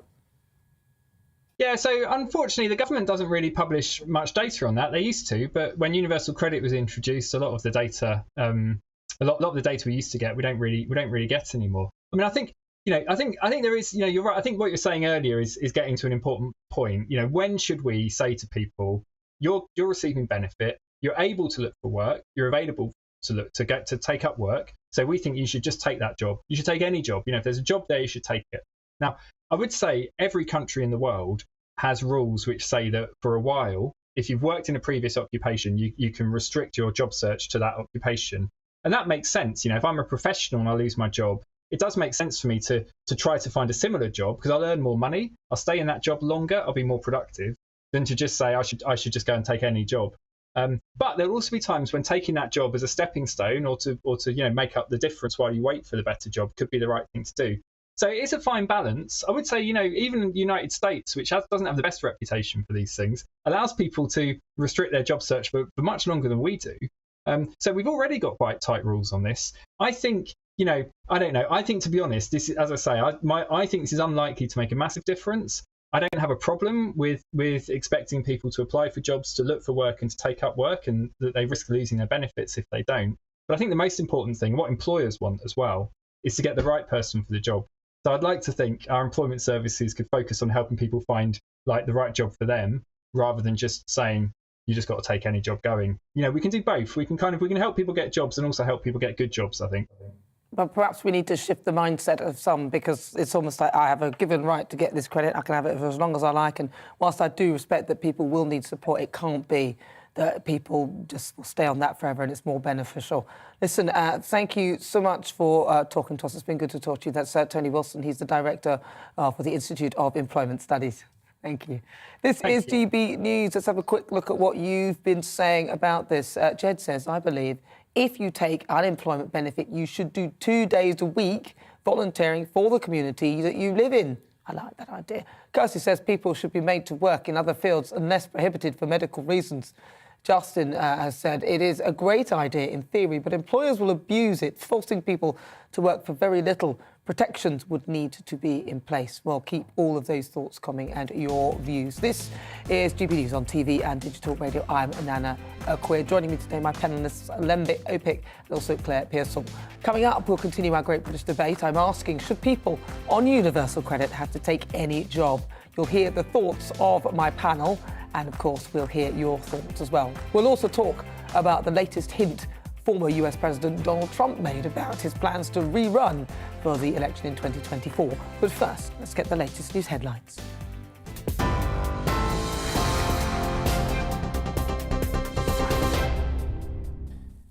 Hello, it's just gone 5:30. I'm Karen Roberts in the GB newsroom. The Met Police are under fire this evening after intervening in the publication of Sue Gray's report into alleged lockdown breaches in Downing Street. Scotland Yard have asked that minimal reference be made in it to events officers are investigating at Number 10 in order to avoid any prejudice to their inquiries. But critics say a swift publication of Miss Gray's report in full is in the public interest. NATO says we must be prepared for a wide range of aggressions against Ukraine, but added that doesn't necessarily mean a heavy military attack. That as Russian President Vladimir Putin held talks with his French counterpart Emmanuel Macron earlier regarding security proposals over Ukraine. The parents of an 8-week-old baby who died with more than 60 broken bones have been jailed. 24-year-old Naomi Johnson and 26-year-old Benjamin O'Shea have been found guilty of causing or allowing the death of Amina Faye Johnson. O'Shea has been sentenced to 8.5 years, while Johnson will serve 7 years for the offence. Over in the US, a bridge has collapsed in the city of Pittsburgh, sending a number of vehicles, including a bus, into a ravine. At least 10 people sustained minor injuries. It happened just hours before President Biden's planned visit to the city to press for his $1 trillion infrastructure bill, which includes bridge maintenance. The government has announced the UK's second antiviral tablet, known as Paxlovid, will be made available to thousands of people with weakened immune systems from mid-February. Studies suggest the drug, made by Pfizer, can cut the risk of hospital admission or death by 88% if given in the first 5 days of symptoms. TV online and DAB Plus radio. This is GB News. After the break, it's back to Nana Akua.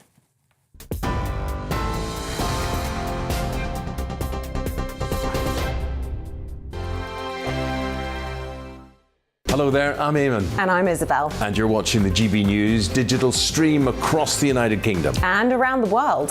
If you're here in the UK, you can also watch us on your TV screen. GB News is Freeview channel 236. On Sky, we're channel 515. 626 on Virgin Media. Just remember, you might need to retune your TV to watch the channel. Yeah, and if you are doing that, find out more about retuning by going to gbnews.uk.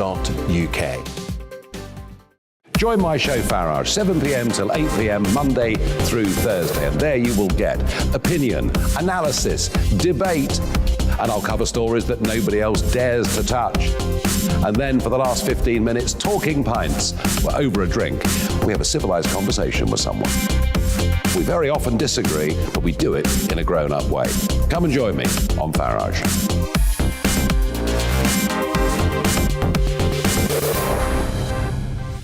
I'm Dan Wootton. Join me Monday to Thursday from 9 to 11 for the feistiest and most fun news debate on TV, where free speech reigns. I'll bring you a sharp take on the day's biggest stories, bombshell newsmaker interviews, and A-list guests. And I guarantee you, no spin, no bias, no censorship, and no reason to go to bed. That's Dan Wootton tonight, Monday to Thursdays from 9 on GB News. Hello there, I'm Eamon Holmes. And I'm Isabel Webster. And we hope you can join us for Breakfast with Eamon and Isabel. You make me laugh out loud, belly laugh. Is that important first thing in the morning? Yeah, absolutely. And there's me trying to be deadly serious. News is a serious business. Yeah, I have to rein you in sometimes. Well, it doesn't stop us laughing at it. It doesn't stop us having an opinion on what's going on. Yeah. And it certainly will not stop us reflecting what you think. Weekdays from 6 to 9:30 on GB News.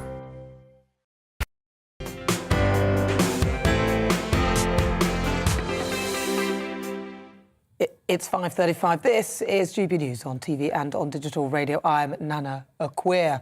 Welcome if you just tuned in. Let's get back to our great British debate this hour. I'm asking, should people on universal credit have to take any job? Now, under new government plans, job seekers will have to search outside of their chosen field and look for any job. If they haven't found a new role after 4 weeks, or they're going to face benefit sanctions. So is this fair, or will it risk putting too many people into jobs they're not passionate about? So, Conservative advisor Claire Pearsall and former Liberal Democrat MP Lembit Opik join me now. I'm going to start with you, Claire. Is it right? Yes, I think it is. And I think you're quite right. We've all had to take on jobs that we possibly weren't as passionate about as we could have been, but we needed to earn money to pay our way through life. So I think that there's nothing wrong with asking people to look outside. If you need to work, you need to work. And if there's an opportunity to do so, you should take that.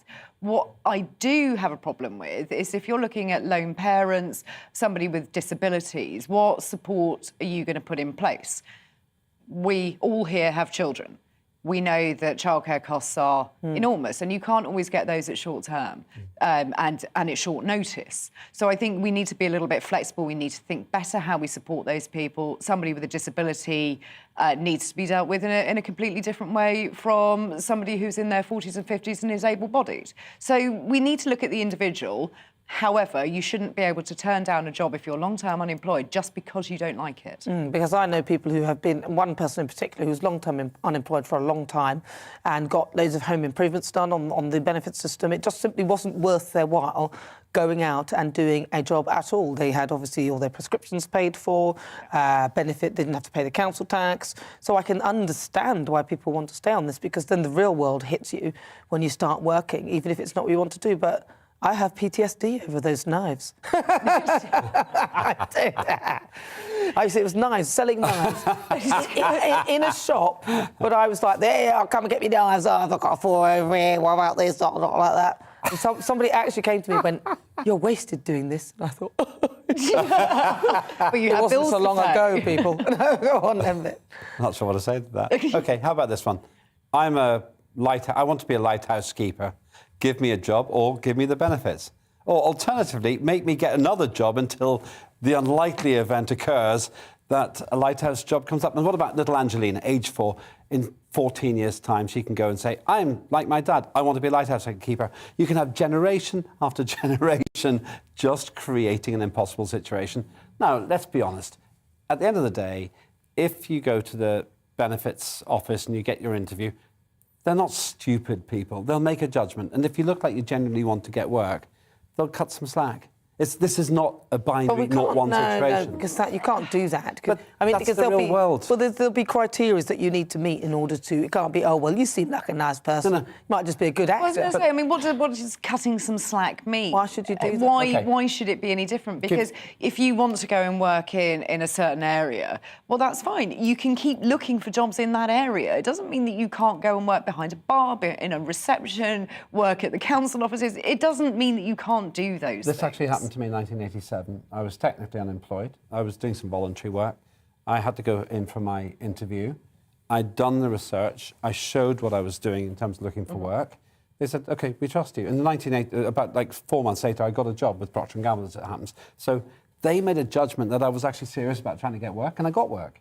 Now, if you sit there and you're like a dole waller, that's what you used to call them, maybe that's not woke anymore, but a dole waller is somebody who lives on the benefit system, you should be made to do a job. I don't disagree with either of you. Good, yeah. But there has to be... 4 weeks. Do you think there's the cut-off? Yeah, but yes, I say yes. You think the 4 weeks is just I think too it's soon? reasonable, yeah. No, you think it's reasonable? I think it's reasonable, yes. Oh, OK. You've just done an about-turn. No, I haven't. Yeah, I was going to say. No, I'm confused now, because you're talking about you as a lighthouse keeper, then you turned into something else. No, what I'm saying... Did you ever used to watch Mr. Ben? Yes. When he used to go into his little wardrobe and then he'd come out as an astronaut or something else. See, people need to be more sort of flexible with what they can do and more understanding. And one of the telling things, because I did ask him about young people, and the telling thing was that there were a smaller proportion of young people who were in work than before, but although there was less overall unemployment in the younger market. And I think there is a generation out there that have been watching too much X Factor, that believe that literally you're going to get the job that you want, or you wait until you get that job, or believe that they are way too qualified to take on anything else. And I find that mindset very disturbing. I've been completely consistent, Nana. What I'm saying is that you should have to take a job after 4 weeks, whatever you're given. Secondly, I think that the benefit system the professionals there should be able to make a judgment. And thirdly, if we don't do that, then you can claim some stupid profession, which means you can live on the dole for the rest of your life. What about, I'll come back to this, but I'm going to find out actually what our voices are thinking, because this show is obviously nothing without you and your views. So let's welcome on one of our great British voices. This is your opportunity to be on the show and tell us what you really think about the topics that we're discussing. Simon Delaney is a landlord from Manchester. Simon, thank you so much for joining us. Simon, what do you make of this? I've got two acts, really.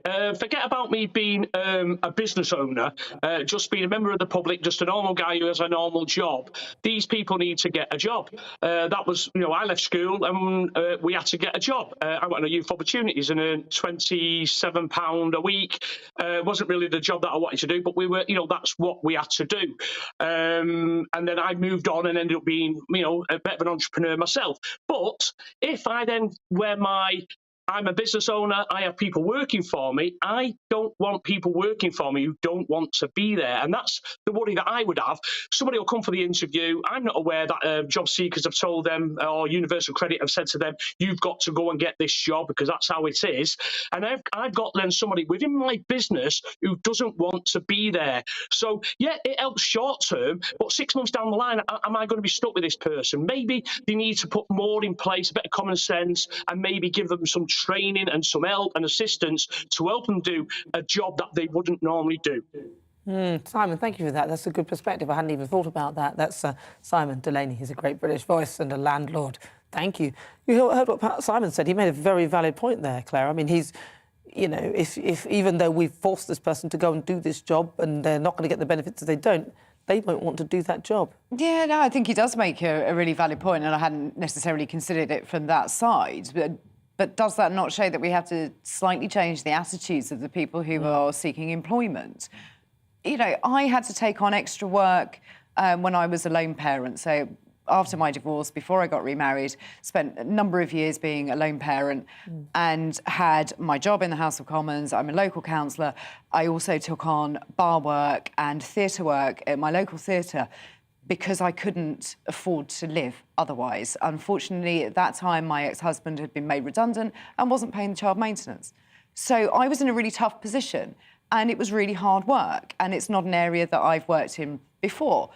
Looking back on it, it was one of the best things I could have done, because the skills that you learn from serving drinks, from showing people into a cinema and into a theatre and interacting with members of the public that you wouldn't necessarily do normally, those skills, I think, are enormously important, and it makes you so much more, resistible to a marketplace that you wouldn't obviously have had previously. I'm moved by the conversation, because the first time I was ever in this studio with you, I talked about my journey, if you like, since I left Parliament, and I couldn't get a job, and I felt unemployable. In the end, I did whatever I could get, and a bit like Claire, it's not about what you do, it's the mindset you have and about how you do it. I thought that Mr. Delaney was really interesting on that, but then he could turn somebody down if they didn't seem to be sincere. So this sounds harsh. I mean, I'm an intense libertarian, but if after 4 weeks you haven't got the job of choice, you've just got to be willing to have a work ethic. You'll get there in the end, as long as you've got the right mindset. Exactly. It takes a lifetime. Rome wasn't built in a day, so don't expect it to be. So today on the show, I was asking, should people on Universal Credit have to take any job? Lots of you have been getting in touch with your views. Graham says, my view is that claimants can decline the chance to work, but at the same time, they should lose the appropriate benefits they're claiming. Tony says, my niece is being pressurised to accept a job in care, even though she's traumatised from caring for her dying husband. They're threatening to take her money if she doesn't, and it's just not fair. Tabitha says that this will just lead to people being forced into roles they are not well suited to. I wouldn't want someone caring for my grandparents if they didn't want to be there. No, I hear you. I do hear that indeed. Well, keep your thoughts coming. We'd love to hear them at GBViews, at GBNews, or why not send us an email, gbviews@gbnews.uk. Right, moving on to... 45th President of the United States. 45th and 47th. 47th. Yes. I love that. Mr. Donald Trump. Ladies and gentlemen. Well, of course, you heard his little hint there that he may be having a comeback. He's just mentioned he's the 45th and the 47th president of the United States. So Joe Biden currently is 46, so that tells you a lot. And his approval ratings, that is Joe Biden, well, he's struggling.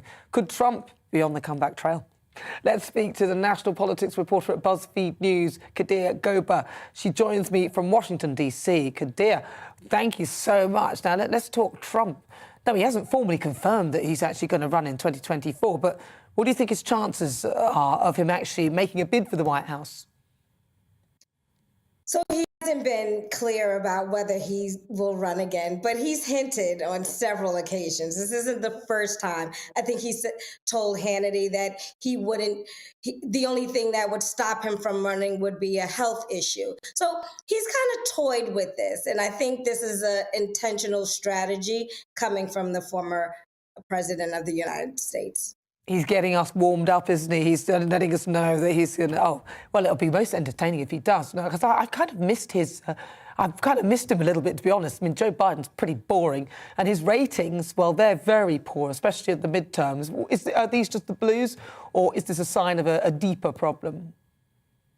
Yeah, so also I'll point out that the former president is, when you talk to his team, he is often talking about, well, they will say that he's focused on the midterms, right? The 2022 midterms and getting Republicans back in power. I think if he hedges on his candidates that he's propped up, that'll be a good go-in for him. Now, if I pivot to the current president, Biden, yeah, he is struggling.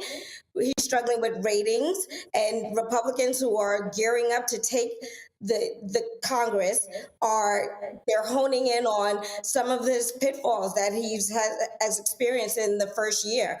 We're talking about the withdrawal of Afghanistan. We're also talking about immigration, and one of the biggest problems right now on voters' minds is inflation. Well, it's a big global issue, actually. I mean, of course, in the UK, prices are rising, wages are lagging behind. Do you think the American people have an appetite for another 4 years of Trump, or did the events following the last election put them off? You know, that's a great question. Here's the thing. He is still undoubtedly the leader of the party. It's a matter of if he can convince people that there won't be that much drama heading into or with another Trump presidency. I think that is one of the things that gravitated or pulled Joe Biden ahead. People were just kind of sick of the ongoing rhetoric and the divisiveness that was going on in the country. So I'm not sure. It depends on how he campaigns and his opponents. People are looking at a lot of people are looking at Ron DeSantis. That's a governor out of Florida. There's been a lot of attention or reported tension between him and Trump. So all of those factors have a lot to do with how well the former President Trump will do in a new election. And very briefly, do many Americans buy the idea that the election was stolen from Trump? Yeah, there is a considerable amount of people that do, usually Trump supporters. Absolutely. I mean, we see it in the constant fake audits that are going on. But yeah, there is way too many people think that the election was stolen. And it's a problem, obviously, for our democracy, but obviously for any president going forward. Well, listen, Kadir, thank you so much for your thoughts. That's Kadir Goba. She's a national politics reporter at BuzzFeed News. Thank you so much for joining us. I'm still with my panel, Conservative advisor Claire Pearsall and former Liberal Democrat MP Lembit Opik. Would you welcome Trump back? Yes. No. Really? Well, let's go with no first. Why not? Well, just no, OK. We have seen some decisions made by Trump, which are affecting the way Americans live at the moment. I'm talking in particular about fixing it for the Supreme Court nominee to go to somebody who was so anti-abortion, the Roe v. Wade argument in Texas. And, you know, I've had a lot of interesting conversations with Americans over that particular subject. So, no, that's one reason. He threatened to ban social media platform TikTok just because it was from China. OK, so that wasn't very sensible just because. And he incited people to storm the Capitol. Well, you say that. I don't know whether that was strictly true. And also, they say that he did actually ask for the National Guard and it was declined. But Lembit, what do you think? Very simple reason. It's about democracy. I don't have a vote in America, but I do see the argument he's making about the election being stolen. Why? Because everyone had the chance to have a postal vote. I was involved as an agent in an election in this country, which was nearly stolen by fraudulent activity by another group because of the postal vote. Now, you can agree or disagree, but at least there's a legitimate debate to be had. The second point I would say is, it's not for me to say whether Donald Trump should be the president or not, but he's got the absolute right to stand as candidate. And he's probably still the only game in town for the Republicans. Well, but there's Ron DeSantis as well. He's out there and people are saying that he's quite a... But I don't think he's got the same momentum. He hasn't got... He's certainly... I mean, Trump, even though he lost, he's still got the highest number of votes that he's ever had. So, it was pretty much half and half. But now, of course, it's time for our quickfire debates. That's the part of the show where we discuss some of the day's other stories. First up, Minnie Mouse has gone woke. Disney has ditched her classic red and white polka dot dress in favour of a blue trouser suit, even though it's a temporary measure. Some have been critical, saying it makes her more masculine and even undermines the fabric of our society.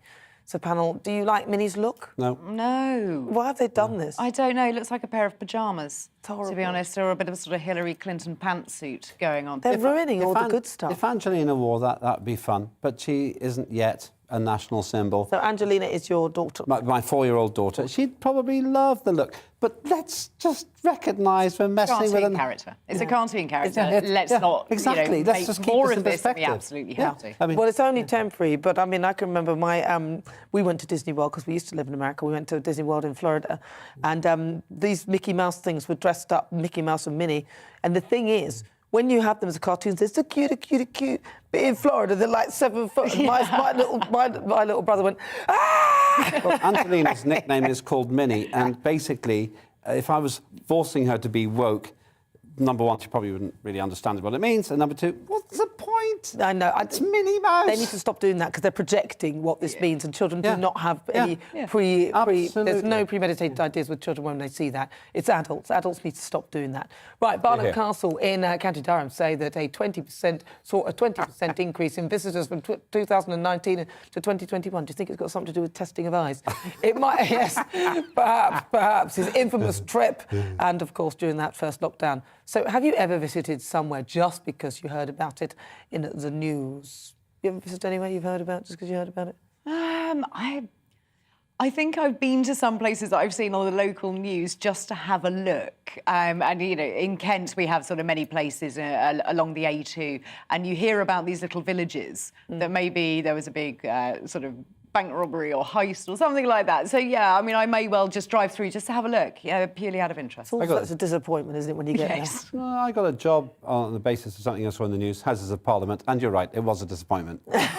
That's not true, actually. I enjoyed it. No. All right, come on, let's move on. Liz Truss used a government aircraft to fly to Australia at an estimated cost of £500,000, that's £500,000 to you and I.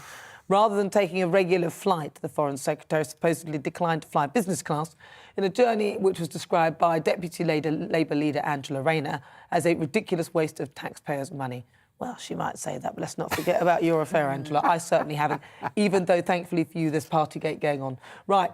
So is this a good use of public money? Bad use of public money, but I have been in a private jet myself, so I'm not going to be a hypocrite about it. It was amazing. The cream tea I had at 39,000 feet with one other guest, member of the royal family, it was his flight. I just loved it. We can discuss the environment, we can discuss the moral authority of it, but I really enjoyed it, and I'm not going to say otherwise. Well, I don't see Americans kicking off when their president gets into Air Force One to fly around the world. We have a government aircraft. Is there to be used. I'm not buying the argument that we shouldn't. Well, in response to this story, a Foreign Office spokesperson told The Times it's necessary for the Foreign Secretary to travel abroad to pursue UK interests around security, trade and technology, and she did this during this visit to Australia. This trip used the government transport and was fully within the rules set out in the ministerial code. Well, there you have it. Well, I've got to say thank you so much to my panellists, Nembit Opik, and of course Claire Pearsall for joining me today. And as ever, thank you to you at home for your company. I'll be back tomorrow morning. I'm not coming back. Tomorrow afternoon at 4. I look forward to seeing you then. But first, it's the weather. Then, of course, it's news and co. Hello, we've got some stormy weather to come across the northern half of the UK this weekend. A very windy picture through Saturday. Some spells of rain to come at times too, with the quietest of the weather towards the south. That's because this area of high pressure is sliding away. We've got an area of low pressure been named Storm Malik by the Danish Met Service, giving some very strong winds. But yet another system then piling in for Sunday. A lot of cloud in the sky overnight tonight. Temperatures, if anything, rising a little bit through the night with all that cloud around. But it's across western Scotland where we'll see the rain piling in, turning heavy and persistent. We could see up to 80 millimetres of rain here with some strengthening winds towards the end of the night. But look at our temperatures, 7 to 10 degrees Celsius. So those winds will be very strong through the morning, widely 50 to 60 mile an hour gusts, potentially 70 to